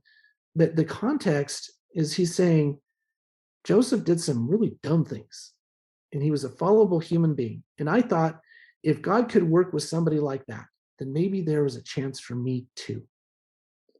And all of those principles is echoing what you just said. I have for a long time in my life, and I usually don't kind of throw this out there, but since you said it, I just want to say hearty amen to that. I have for a long time in my life, I will stop and say, when was the last time that I had a spiritual experience? And I'm not saying I felt the Spirit Sunday school. I'm saying gift of tongues. I'm saying vision. I'm saying angelic visitation. I'm saying heavens opened. I'm saying whatever. My daughter being healed of several life-threatening conditions. My other daughter being bitten by a brown recluse and having her muscles missing and flesh torn out because of the venom, and growing it back by the next morning after a blessing. How often, when was the last time I had an experience like that? And if my answer was, gosh, it's been 6 to 8 months, then my thought isn't, oh, well, I'm just an average normal Mormon having my Mormon experience. My thought is, I should probably repent of something. What's my problem? Those, like you're saying, those are some of the best fruits that we're meant to have. Men are that they are to have, that they might have joy. That's the joy. It's those spiritual experiences. It's that spiritual fruit. And if you're not having them, you're missing out. And that's not to say I'm saying those people are wicked. I'm saying they're missing out. There's fruit offered to them, and they're not partaking. And it's a sad thing for them because they can have it. They don't have to be perfect. They don't have to obey every single 562 commandments that they can find and check it off on their list. God just says, I just want you to love me and try hard. And if you're doing your best, I'm going to bless you. If you have faith, ask. If you haven't seen somebody healed of cancer, you haven't lived yet. If you haven't seen somebody speak in tongues, you haven't lived yet. If you haven't interpreted tongues, you haven't lived yet. Let me show you the joys of the gospel. It isn't just to argue about whether or not Council 50 happened to have the last charge on March 23rd or 26th or April 17. It started December 23rd in a Quorum of Anointed meeting with Bathsheba Smith recording it, and it ended probably a couple days before he died on his way to Carthage. That's a 6-month period of time that he was preaching these things to the saints. So we can argue about that, but have you had a vision recently? Has God answered your prayers? Has he healed somebody for you? Has he changed somebody dramatically in their heart and saved them from horrible depression and now they're happy? Whatever. It doesn't matter what the miracle is. That's for the individual. but that's the whole core of the gospel, and that's what we should be. That's what this is all about. It's not just the detail of what date did that happen again. Oh, you got it wrong. There were 4 people who testified that, not 3. Stupid academic. Right. That's anyway. Yeah, no, absolutely. Well, when do you think those books will come out, Drew? I am hoping, and I'm horrible at this detail, but I am hoping that I will at least have for pre-order available the Last Charge and Transfiguration book by Thanksgiving. Nice. I'm that close. If not, it'll be like pre-order for Christmas, and dang it, at least Amazon does print on demand, and as long as it's before Christmas. So let me tell you, I am the most predictable man in the world. Every year for Christmas, it's like, get the old man some books, right? I got older kids now. I'm like, just load me up. I'm good. So as long as you got those bad boys ready, a couple weeks before Christmas, right, we're going to be good, Drew. So, well, dude, this was awesome. I had such a good time. Likewise. Thank you. Would you mind coming back on? Because, man, I feel like I could pick your brain about history for a long time. Oh, absolutely. Yeah. I have a really big weakness, and sometimes I feel like, gosh, I'm kind of neglecting my family. But I had before I moved from Missouri, I had on multiple occasions people just pop up and spend like 4 hours just talking the gospel with me, and I'm like, dang, I didn't get this thing got done, but boy, I sure feel happy now. Yeah. So yeah, I'd love to. I'm always open to chatting about gospel stuff, and I think dialogue is super, super important. And frankly, not being part of a group presently, that's something that I'm missing. So yep. Yeah. Absolutely. Well, let's do this again, because I love talking to you, man. Let's do this again. Likewise. Sounds great. Yeah, Awesome. I'd love to. Let me say one quick thing for your listeners. I've kept up with Adam God Teachings, and if you buy my book or have a copy of it and want to know what has changed since 2005, I've got like a 4-page document. It's all that I've found, and people have found for me and given to me type thing, of updated quotes. And I give that free to anybody who wants to email me. It's just my name, Drew Briney @gmail. I have a website, Forgotten Mormon Teachings, and I've got free stuff on there. It's dead right now. But if you'd like to know more about D&C 76, the poetic version, and how it compares to the original and an annotated version, I've got a free version of that. If it's not online, hit me with an email. I'm happy to turn those things out. It doesn't cost anything. They're just PDFs, but you print them out for 100 pages or whatever it is, and really amazing stuff. And it's I'll probably publish it eventually, but until then, it's free to anybody who'd like stuff. Awesome. Do me a favor, when your website gets back online, let me know, because I'll announce that on the podcast as well. Okay, sounds great. I don't even know why it's down, so I'm just like hoping on my backups are strong. Yeah.